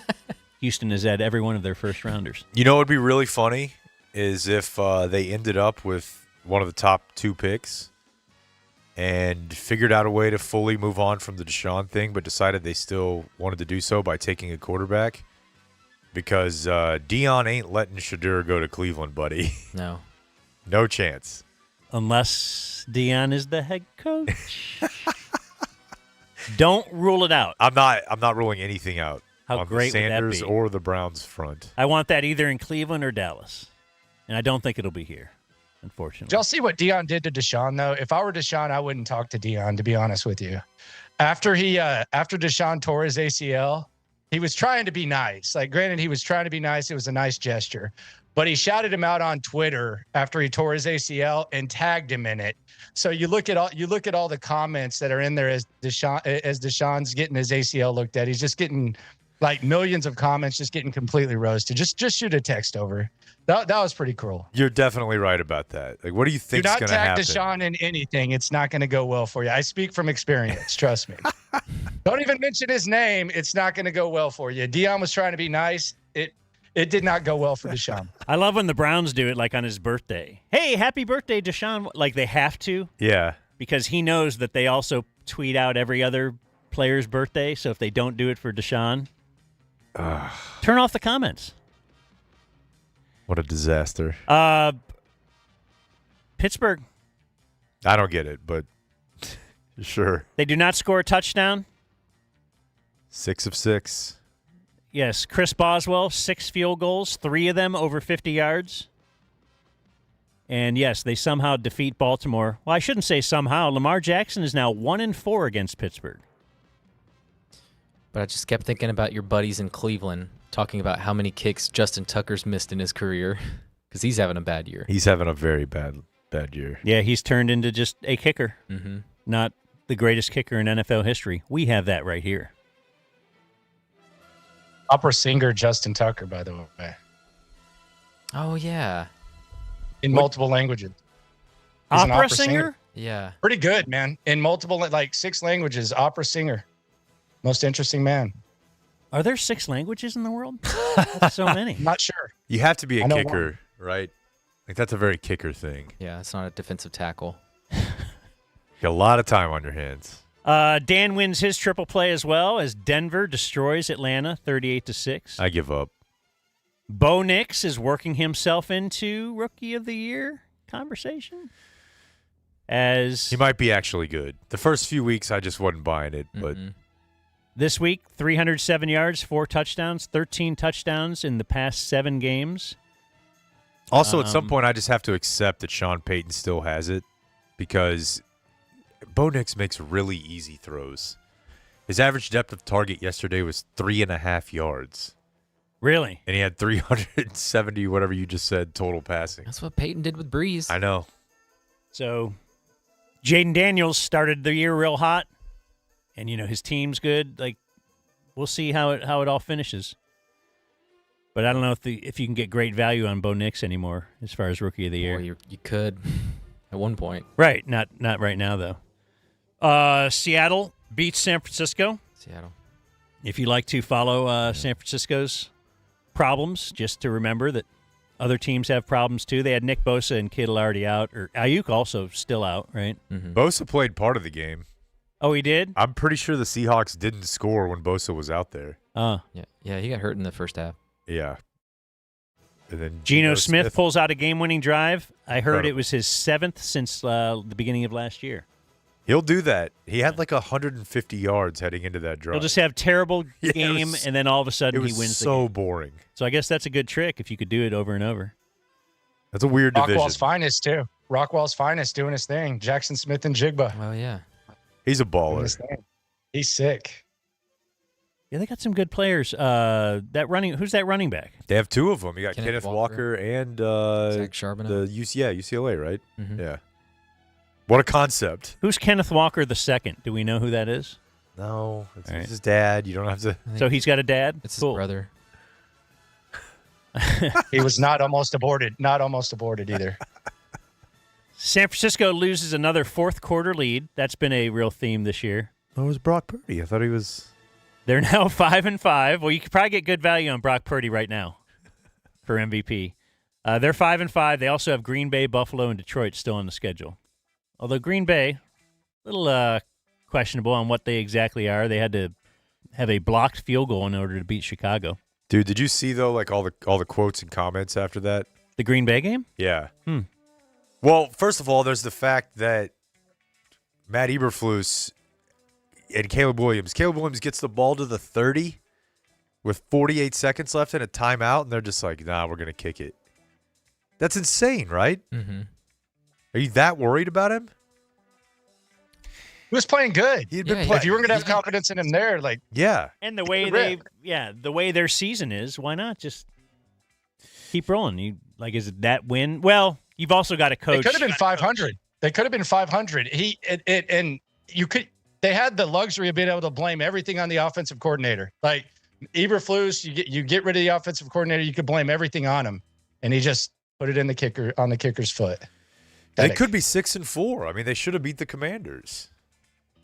Right? The Hail Mary, right? Yeah, so I mean, it would all look very different right now. But yeah, somebody talked to the Packers special teams players and said, 1, we were amazed that they decided to stop running plays at that point, and 2, that they had noticed that Cairo Santos's trajectory was pretty low on kicks in that range, which is why they thought they could block it. Because if they would have gotten closer, he might have been able to kick it higher. Cairo Santos is on the Kempspin list, I believe. Really? Yeah. What's for he what?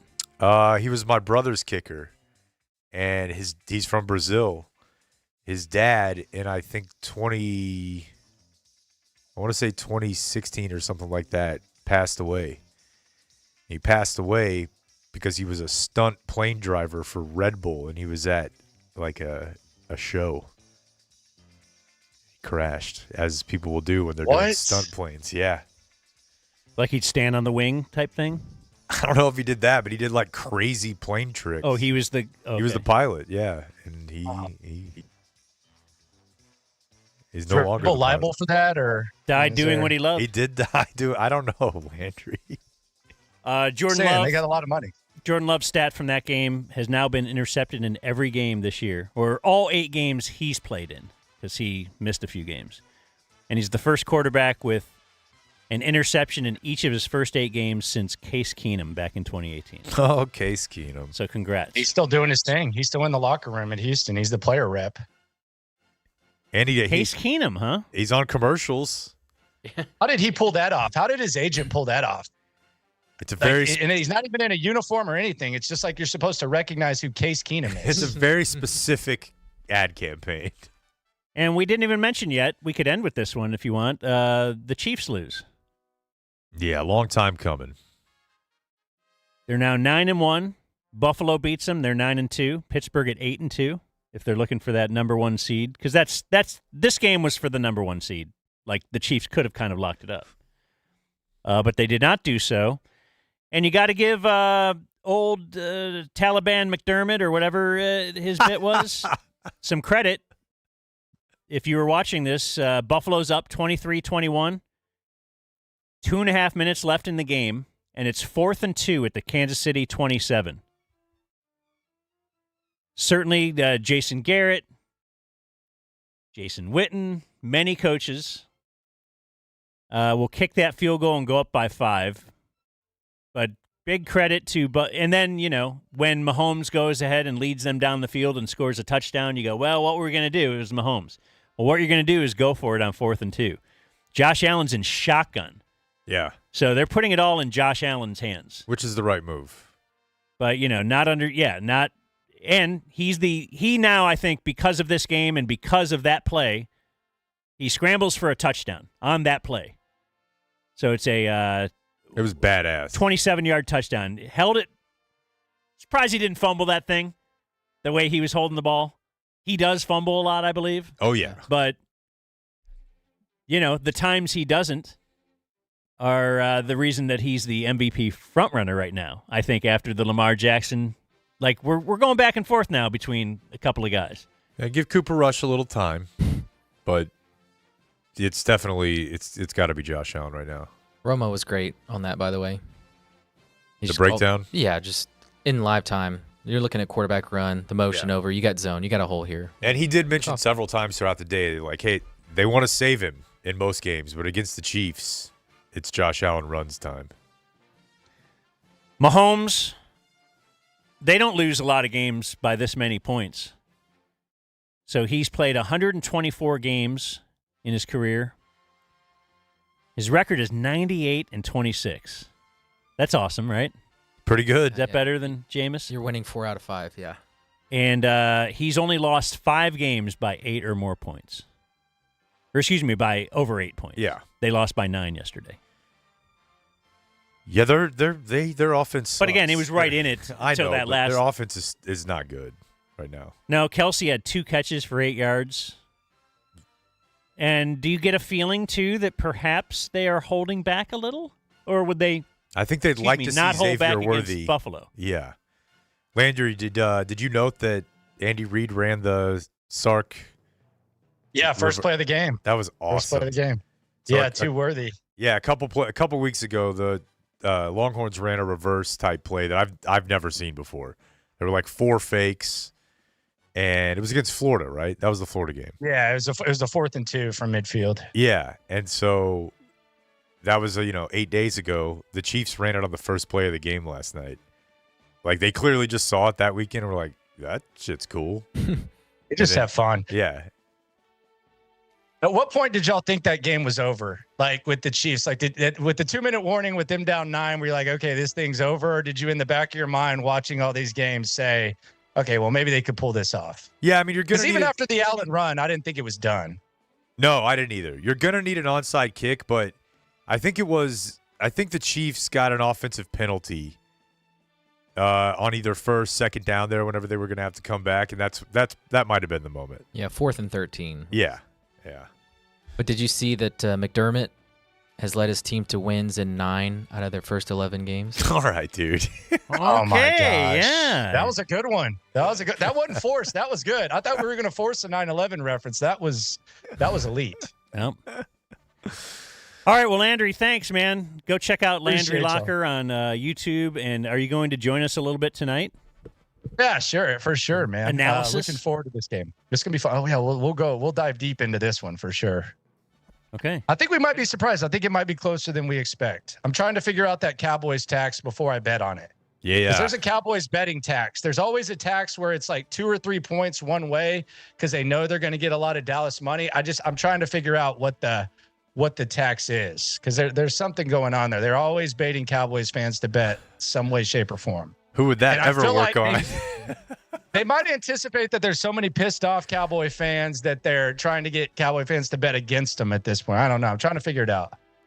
We'll come up with an answer by tonight. We'll talk to you then. Will do. Appreciate y'all. There he goes from the locker room. You want to do a 5-minute Mavs major, Jake's jump shot, before we do the news? Sure. Well, they at least won this weekend. Oh, hell yeah. Basketball, give me the ball because I'm gonna dunk it. Hey. Yeah. Basketball, give me the ball because I'm gonna dunk it. PJ Washington was back. He had missed 5 games. In a big way. Yeah, for sure. Last night was huge. He didn't start on Friday night or whatever it was, Saturday night. All the weekend days run together. But, yeah, he didn't start Saturday night, came off the bench, and then started last night, played his full complement of minutes, and really probably less than his full complement because they were so far ahead. I guess on Saturday night, yeah, they were blowing him out. But then last night got tricky towards the end, but that was a good Mavs win. Thunder were without Chet. They were without Hartenstein. They're 2 bigs, but they still have like 3 all-star-ish type players and the MVP runner-up in SGA. So that was a big win. No Luka, right? No Luka last night, which Winning any game without Luka is good. Yeah. I don't know if I think if because like he's clearly been dealing with something all year. So when they say it's only going to be 1 game, I was kind of surprised by that. There was a lot of speculation this weekend on the internet about why his knee is always bleeding. Dude, we've been talking about that. Yeah, he always has blood knee. And there was somebody putting forth the idea that if he's having to have it drained every game, that he might just have like pussy blood body fluid that just leaks out into his tights. Like during the game, like if he's already so swollen. But otherwise, I don't know what it is. That's pure speculation. But he's missing a game now for knee, and before it's been groin. So I don't know, but they've now put PJ back into the starting lineup, which means Najee Marshall goes back to the bench. Lively's in the starting lineup for Gafford. Here's the thing, though.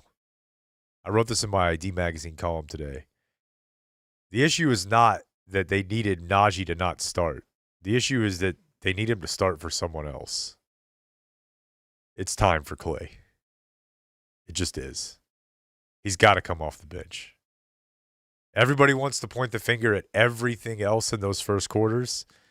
Like, oh, we got to get Lively in there for Gafford, even though they end up playing. So is his defense just bad? No, his defense is actually fine. But he's not Najee. And last year, Tim Hardaway Jr. took 3 threes a game and shot 35.5%. This year, Clay is shooting 35.6%. So what, 100th of a point better? Except he takes 9 threes a game. Everyone's like, yeah, he's just going to be a better Tim. It's like, no. He's going to shoot way more than Tim, and he's going to hit at the exact same rate. His, open ratings on shot quality are the highest he's ever had in his career. Well, this is a very difficult, delicate thing, though. I don't think it's as delicate as it was in Golden State, though. Sure. And I think that's why you have Jason Kidd. That if there's anybody that can kind of explain, hey, your role's kind of changing here. And it's not the end of the world because having Washington back and having Lively start will go a long way. But right now, they've got 2.5. Like, Luka and Kyrie are always going to be somewhat of a liability. Clay's just fine on defense. And he's all he does is shoot threes and shoots them below league average right now. So I don't know. I don't think they're there yet. Shooter's got to shoot. They'll probably let him try to work his way through it. Hell, maybe he starts the whole year. But right now, I think they'd be way better off if they put Najee out there with PJ And then Lively, Kyrie, and Luka. Is this kind of a thing in the media right now, too? Because if it is, that will delay the process. I've not seen that. Because if Kidd thinks that he's doing something that people have been wanting him to do, then he won't do it. That's why it took so long for it's also Lively. Yeah, no, it's also a delicate balance with the fans and Jason Kidd to get him to – it's the same way. Jason Kidd, to get a player to do what he wants, needs to kind of work some psychology, and the fan base should do that with Jason Kidd as well because he's watching. He knows everything on Twitter. He knows what media is writing. He knows what you guys want. So as long as the media doesn't start calling for it. Twitter. Well, let's see. I think they're back at it. I think tomorrow night's an NBA Cup game, Dan. Excellent. I know you're very excited about that. They mean more. That's why Luka rested. Means more. Yeah. We're like, you know what? Let's rest him against one of the best teams in the league because we have an NBA Cup on the horizon. So hopefully he's set for that. So let's do the news. Right. And it's brought to us by Fair Lease, our newest sponsor. That's right. What do you think about that? Fairlease.org. They'll hook you up when it comes to getting yourself into a new lease. You could save money. The leasing costs less than buying. You pay for only the lease amount, not the whole car. Fairlease.org. They will handle everything for you from start to finish. You can just do this lazily in your underwear or naked, I guess, at home. Sign the documents there. You don't have to go spend a whole Saturday, spend a whole afternoon. It's just such a beating. Like, even just thinking about that, I'm not feeling it. Fairlease provides seamless solutions for just about every situation. Negative equity, they've got you. Zero money down, they've got you. You can select from 10,000 to 30,000 miles per year. They've got everything you're looking for as far as makes and models go. Top market value for your trade-in. Hit them up. It's Fairlease. Fairlease.org. Here's Jake with the Dumb Zone News. Well, we touched on this earlier that there were a number of arrests surrounding the Mike Tyson versus Jake Paul fight. Arlington police made 9 arrests at the stadium. They released a list of the arrests this morning. 4 for PI, public intoxication. 1 arrest for illegal. You had one of those? I have, yeah. Yeah. Not that bad. Were the cops on Segways? At AT&T? Yeah, don't they ride know. those around there? They probably had some horses out there, wouldn't you think? Horses, Big maybe crowd. a bike. 1 arrest for illegal gambling, which, like, come on. Really? We're really gonna do that? Like, I saw some videos on Dallas, Texas TV of people, like, running numbers in the bathroom. Like, some dude was just in there with cash. Let's see how silent you can do that.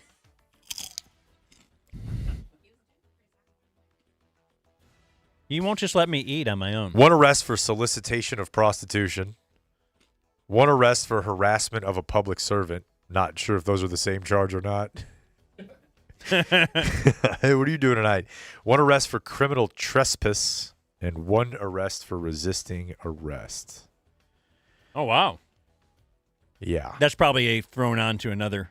Probably Obviously. so. Yeah. You can't get arrested for resisting arrest.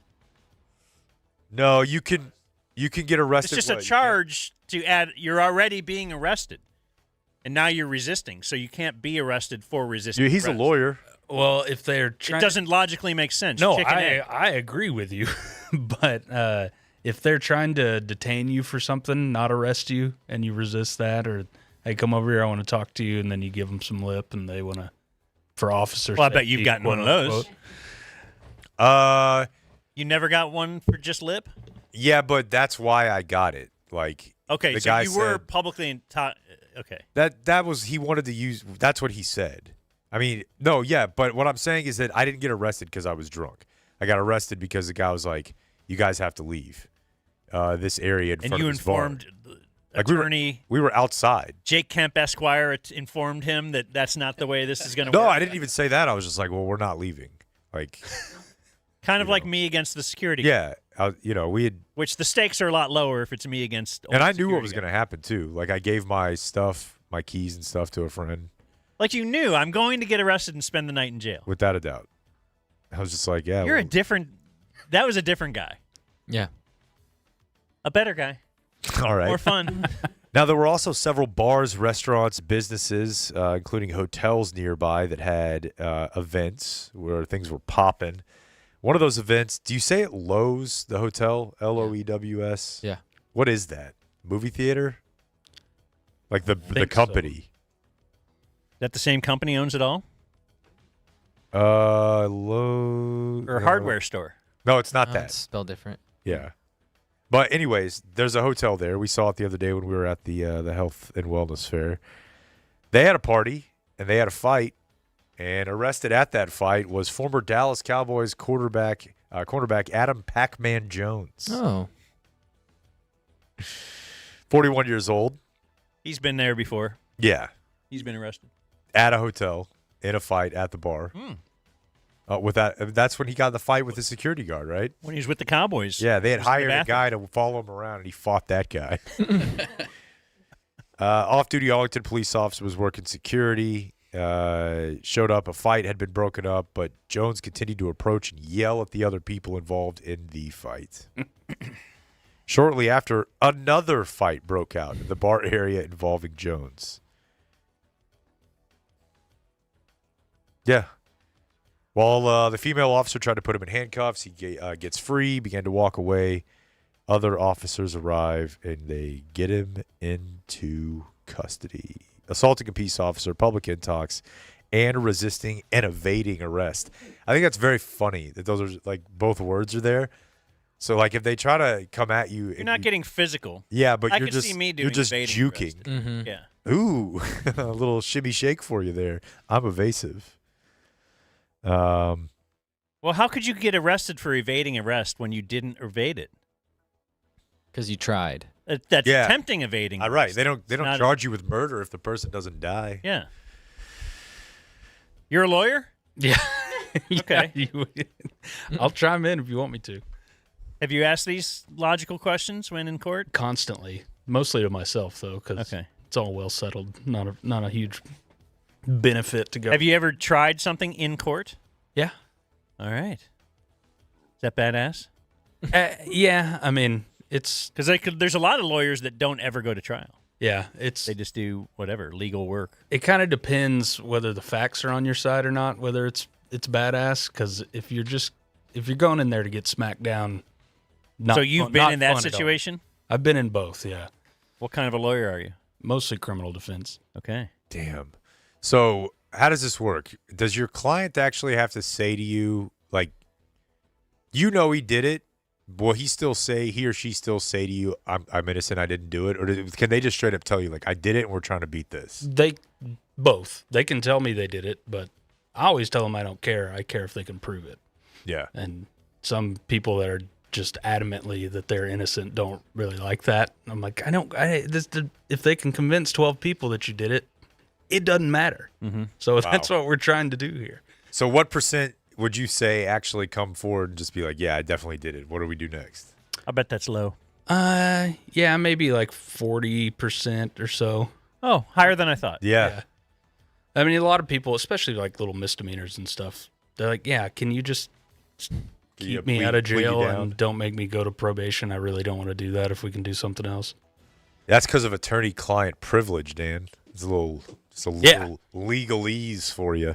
The only thing I can't do is if they tell me they did it, I can't let them get on the stand and say I didn't do it. Oh, well, that changes things. Yeah. Because I know they're lying. Yeah.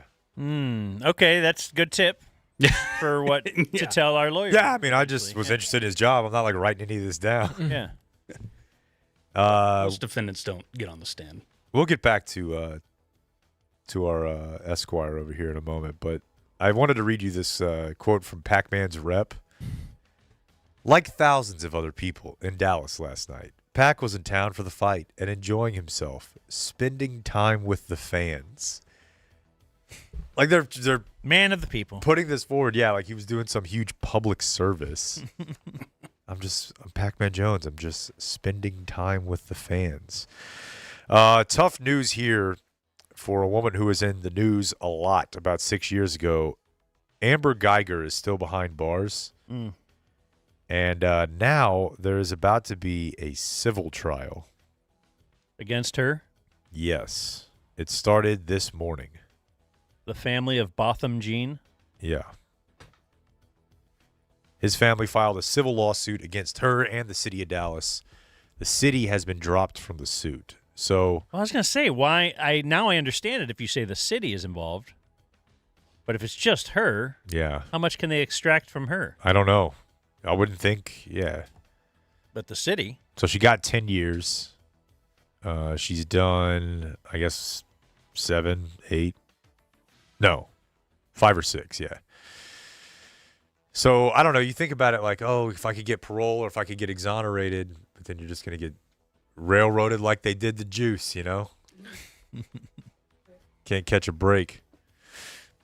Did you get an email regarding the new security program in South Lake Carroll ISD that they're proposing? No, my kids don't go there anymore. My wife doesn't work there anymore. Oh, I thought once Dragon Family, always Dragon Family. Although I probably what I've still been do told. get the, Yeah. you know, you're still on every email list you've ever signed up for. Yeah. I didn't see it. What do we got? Well, tonight the school board will discuss whether or not to move forward with the, quote, school marshal proposal, which would allow up to 10 employees to make arrests and give the same authority given to peace officers. And they say only to the extent of preventing serious harm or death to anyone on campus. Now, the way I read this story is that those 10 individuals will not just be permitted, but required to carry a loaded 9mm with ammo provided by the district. I think that's great. Like, because nothing could go wrong is what I'm saying. Yeah. Yep. I mean, to be fair, though, like, schools are a pretty chill time where, like, emotions aren't really high. Everyone's brain is all the way developed. Yeah. So, like, if there was a time where I was like, you know what would make this situation better? 10 guns. Because all those It's people definitely a are probably school. always level-headed. Yeah. Yeah. No, there's not a bunch of hormones And racing. if one of the people with the gun is not level-headed and they take it too far, well, you're in luck. There's 9 more. Right. That can handle him Yeah. or her. Hers can be unlevel-headed too. Yeah, I don't know. I don't know what the answer is, but this seems bad. Like, so this is a school-by-school thing? You can just decide? A district by district, yeah. The district can go, hey, we're going to have people carrying weapons. Argyle has teachers carrying. Mandate or? They're just allowed? Yeah, but I think the thing is you don't know which teacher and the students don't either. It's just random. It's like a secret shopper. It's like the guy in the air marshal. Yeah. Just could be the guy next to you. Yeah. Or wait. Are you talking about the thing where, like, if you're giving the bad guy the blueprint or something like that? Where if you're, like, educating No, the air student- marshal, you don't know who it is. Yeah. Okay, yeah.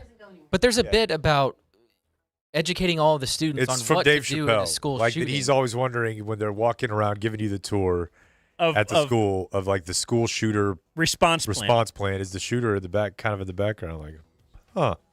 Oh, so they're all going to be in the cafeteria. Interesting. Okay. That'll be easy. You know, I just thought of this. What if, don't you think it would be genius if they made all the air marshals, like, really stereotypically Arab? Interesting. Like, some dude thinks he's going to get nuts, and he looks over, he's like, that guy's probably with me, and it's like, I'm not, bitch. Yeah, He that's a stands good up. idea. Yeah. But can you really trust him to stay on our side? Oh, for sure. We're talking about Americans. I'm just saying that's why people won't hire. Yeah, that yeah. way. But I also see what I'm doing here. I'm also, like, doing a PR thing because enough of those guys save a plane full of, white Americans and, black and Latino and Asian Americans. Heroes, right? I like it. It's a big win.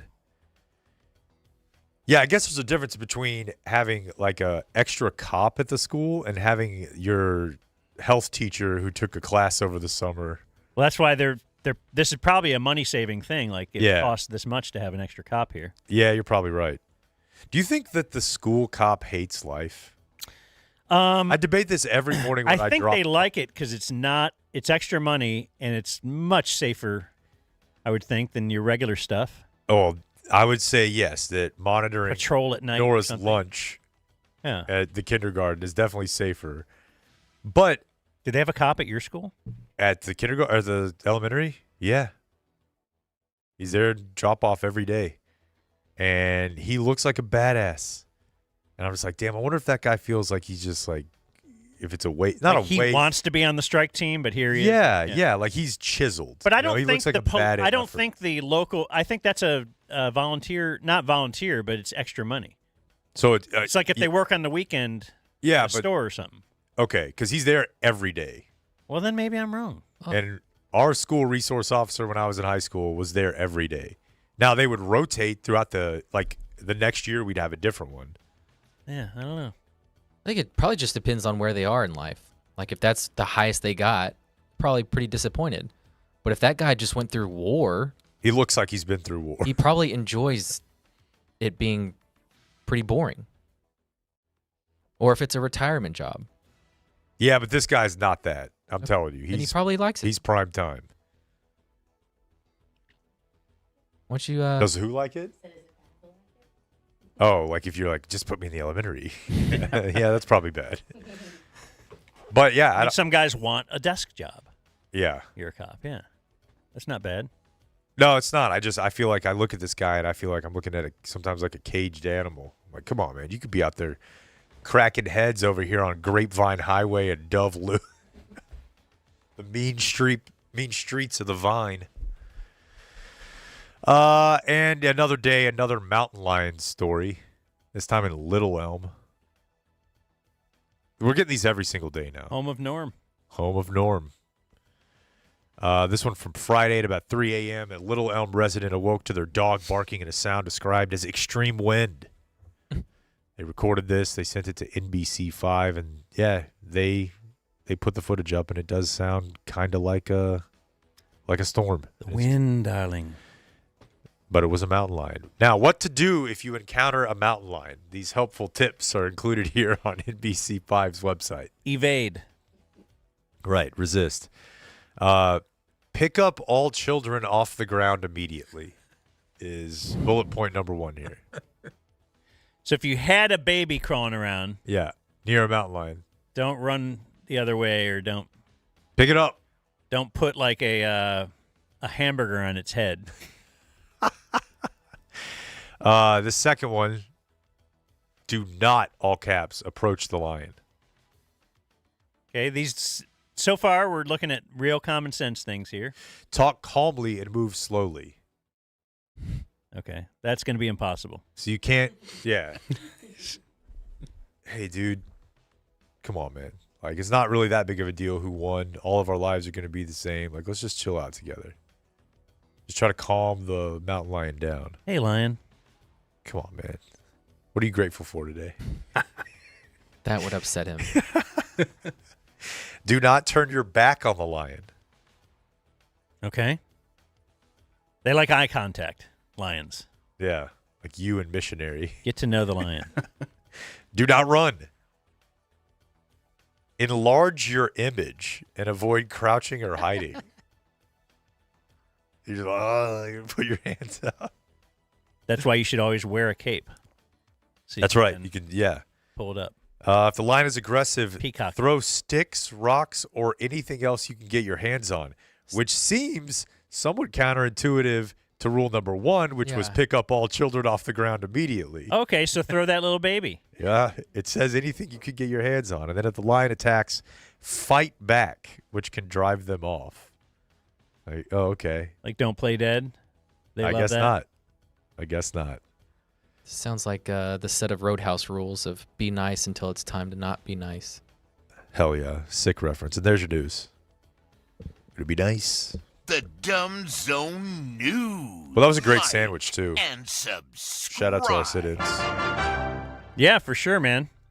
Do a couple quick birthdays. Dear cop of the G-Spot.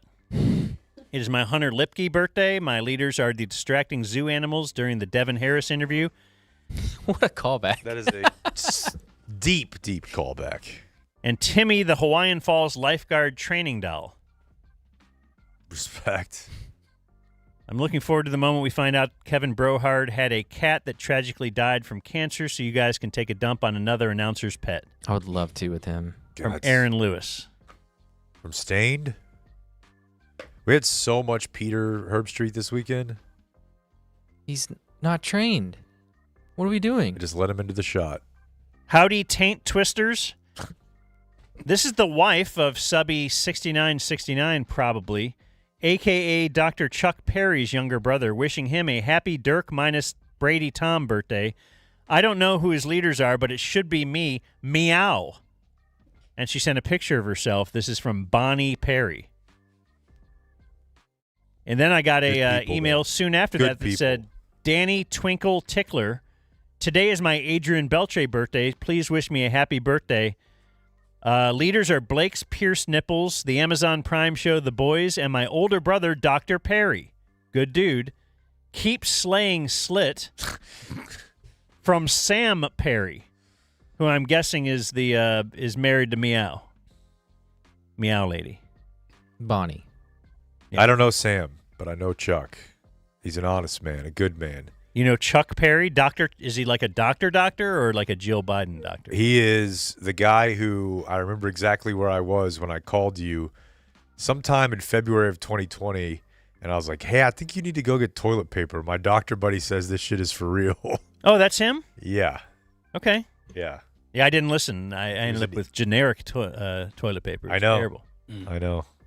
Hello, Snatch Commander. I'd like to send a belated birthday 30th to my friend Alex McKenzie. I was too busy moosing his aunt to send this on his actual birthday on Friday. Leaders are Dingu, the Roast Twins, and Jimmy Nelson's mustache. Jay Cunningham. We're going to see him tonight. Jimmy Nelson will be in the den tonight watching football. Will his mustache be with him? And Patriarch of the Panty Hamster. Today is my wife Gina's Sean Lee birthday. I asked her who her leader is, and she said, I don't have one. They're all dumb. So my leader is Jake's Lake House picnic table, which will hopefully be removed before the lake house is sold. From Hank, who claims to be Hotmail user since 95 and Substack yearly subscriber number 1. Wow. The Dumb Zone presents Today in History.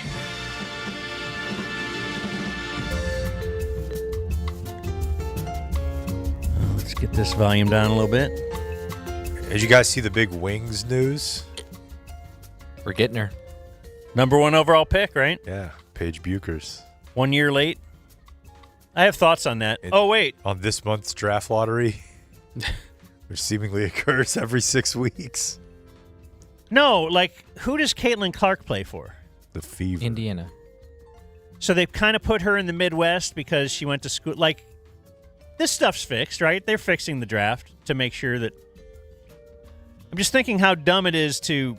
Why would they fix Caitlin Clark to make sure she plays in an obscure area and not like a huge media market?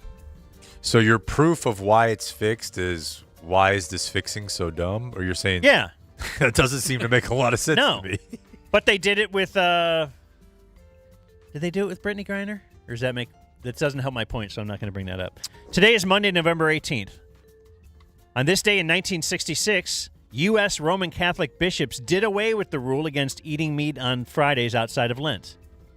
So they're like, nah, that's just not a thing anymore. Can you stop the viewer mail, Ben? Oh, didn't I do that? Damn. How's that? Thank you. Hey, my bad. I appreciate the constructive feedback that Blake's offering. Yeah, I don't know. I mean, Catholicism means a lot to a lot of people, but I know... As a young boy, when they were explaining the different religions to me, that was definitely a sticking point. It was like, oh, they changed it. This guy decided that's not the deal anymore. On this day in 1978, it was the People's Temple killings, followed by mass murder and suicide by 900 cult members. This is Jim Jones. Yep. That's a tough one. Great documentaries out there about that.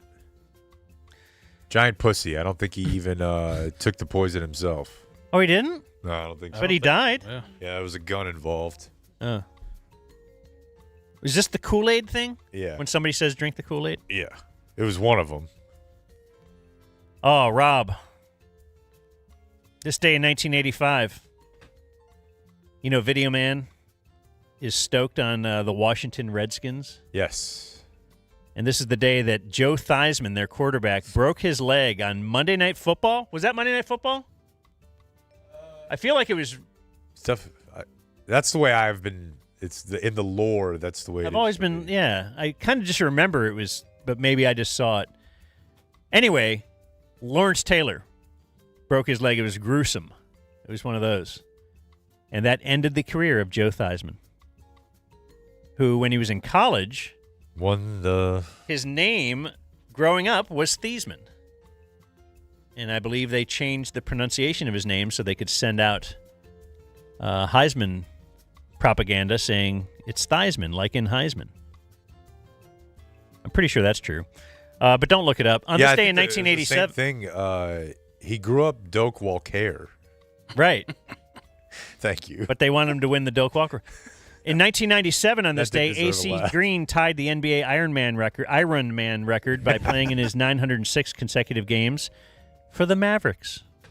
And he never orgasmed the whole time, right? Correct. On this day in 1999, 12 people killed when a bonfire under construction at Texas A&M University collapsed. Yeah. That's a tough one.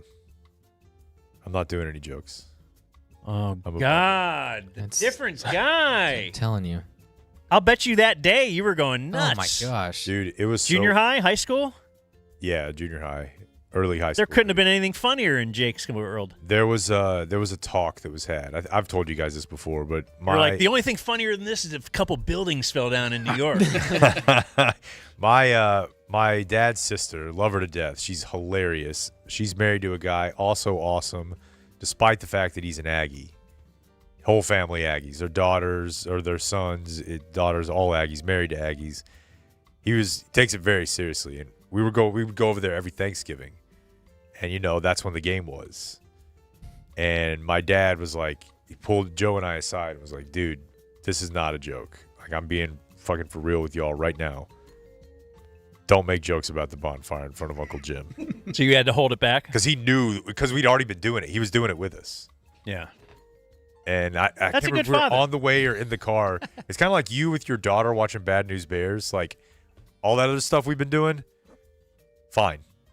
But we're not doing this here.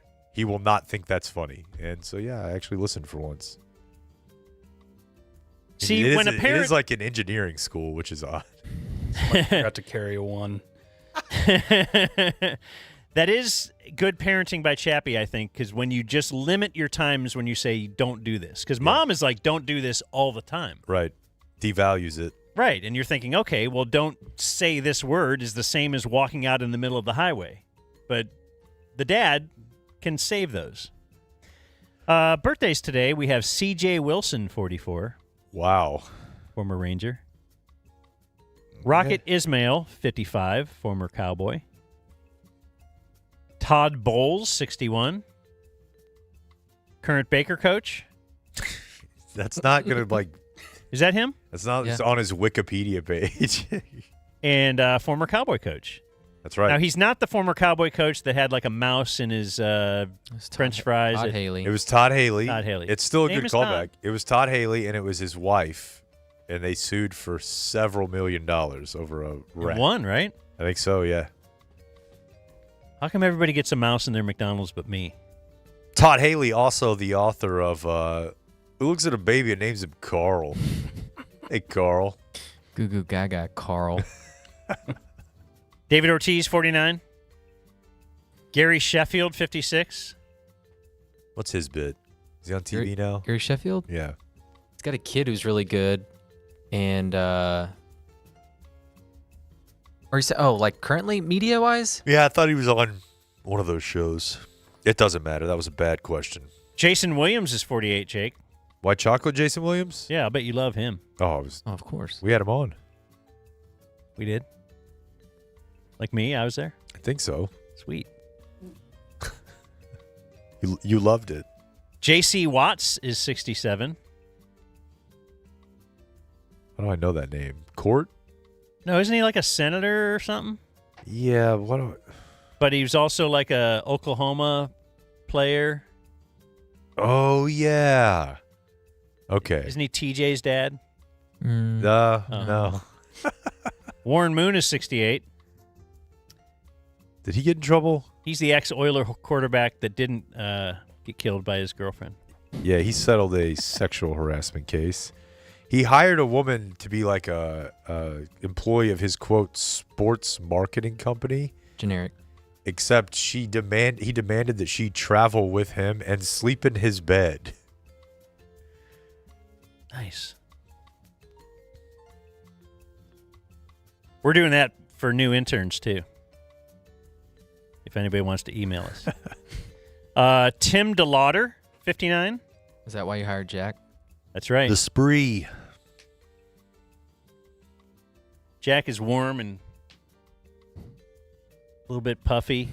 Like you can kind of hold on to him. Yeah, polyphonic spree. Owen Wilson is 56. Wow. And joins us now. Who did that? Was that you? Yeah. That was pretty good. Not so bad. I got a little. That wasn't bad. Kevin Nealon, 71. I liked him. Oscar Nunez, 66. From The Office. Oh, Oscar. Rapper Fabulous. Oh, Fabo. Is 47. He had a run. Yeah. Rapper Mike Jones is 44. Oh. Did everybody do that to you growing up? Yeah, but I thought it was cool. Blake Jones who? Of course. Yeah. Like the whole class would do it? Blake Jones. Who? Yeah. Mike Jones. Yeah, it was a place and time. Born on this day, now dead, George Gallup, who invented Michael and the pole. The pole. That's right. Michael's great-grandfather. And Alan Shepard. Astronaut. The first American to travel into space, unless you count the monkey. Then he's the second. They sent the monkey first. I thought Russia sent the monkey. Did we send one too? There's no way to know. Dead on this day, still dead, Conn Smythe. And his name was actually Conn Smith. Mm-hmm. But he wanted to win the award. And Davey O'Brien. Are you excited? Davey O'Brien. This is his death anniversary. You'd vote for the Davey O'Brien, right? No, I never have, actually. Oh. What do you vote for? Was it the Doak Walker? Seriously, I don't know. I really don't know. I've been doing it for so long. 100th time. Yes, it was the Doak Walker. And he would still vote for it if he didn't want the dumb zone next to his name. Dude, the other day, well, first of all, we had to have our name explained to a bunch of doctors on Saturday. We were with a heart surgeon. He sat down. He's just like, what? But I heard Julie on a work call trying to explain our name, trying to explain what a no puppet means. It's just like, man, I don't know. We should have just called it Above the Rim with Jake and Dan or something like that. Some generic sports name. And that was Today in History. Sports Centipede or something. Ooh, okay. Yeah, that was a huge miss not using that. Three guys just feeding each other sports. Easy yeah. I love it. In and out. Put Blake in the back. Yeah, I don't think there's any question about that. All right. Now we're here with Gil or Gilbert. What do we go with, Gil? Typically, yeah. Gilbert's when he's in court. Wife Natalie, brother-in-law Nathan. Thank you for the food. Yeah. Thanks for having us. Thank you for visiting. We want to do the gifts. We have more stuff. We have gifts to give? Yeah. You're going to give? Yeah. All right. Very excited. Get after it. You made them all. Yeah, Natalie put in a lot of work here. Looking to just kind of wave his hand, and Natalie gets up and runs. Yeah. Kept her off. I'm going to run into a bunch of stuff if I try to get up. They kept her off Mike the whole day. This is a man with that was scene by control. request. When we were getting ready to do this, she was like, I'm not going to be on camera, am I? I don't want to be. It's too late. Ladies and cameras, dude. Am I right? I guess so. Like, try to take What's a that picture. red flashing light? I'm like, don't worry about it. Yeah. What? Well, I don't know what you're grabbing. Oh, yeah, we got you some THC seltzer. Okay. I have more non-alcoholic beer and THC seltzer. It's a Paloma. Oh, I've heard about this. Delicious. And you get, if you order it from their website, they'll give you like 50% off. Hey, no free ads, bro. It's great. That's true. I didn't name it. So my favorite thing is the nickname. We should get them to. Oh, yeah, we got a whole nickname word cloud. Whoa. Oh, my God. That is awesome. Oh, my God. So you made them both? This, unfortunately, doesn't have lines in it, so. Give that one to Blake so he could show it to the camera. Yeah. And I'll show this. Oh, my goodness. That is the coolest piece of art I've ever seen in my life. And that is insane. It's the picture is of Dan with his Charlie Chaplin mustache. Wow. Kinda I was hard going to to say, tell. that's a little bit uncomfortable as far as. Well, you're a Chapman guy from way back. Yeah. That's incredible, dude.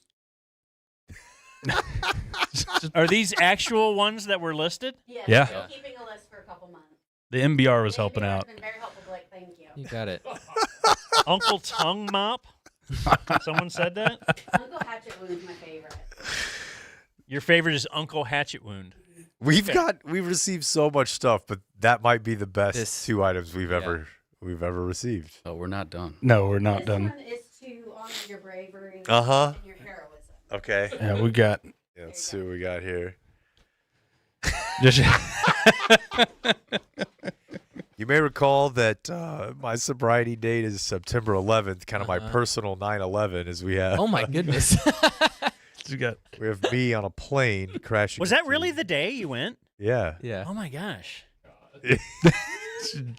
Jake is JJ the jet plane. So did we do the show Incredible. the Tuesday and then you? Yeah. Or maybe like it was because it was a Wednesday, maybe? Yeah. Yeah. Damn. I actually had to print two, so you have an extra one, so your job can sign it and make some money or something. Yeah, why not? We're going to donate that. Donate it to the families of the fallen. Yeah, And then like, your original gift did not come in time, so here's a Okay. picture of it. Sorry. Oh, sweet. Is this going to be a poster? No, It's like a plaque. Okay, I get a Ben Herbstreit Memorial. Read what it says That on didn't there. come in, I made you this. Okay. What does it say? He said read I that. got you a book because we wanted to give you something. Okay, thank you. Slow horses. I've heard of that. Wow, he got a Ben Herbstreit plaque. You want to read the Ben Herbstreit thing? It says, if love could have saved you, you would have lived forever. Yeah, if love could have saved you, you would have lived forever.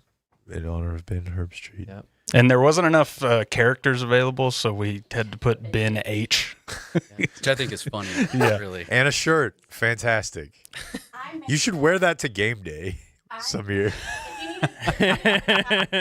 Is this really Kirk kissing his paw? Yeah. It is. Such a I also dream. made your OJ.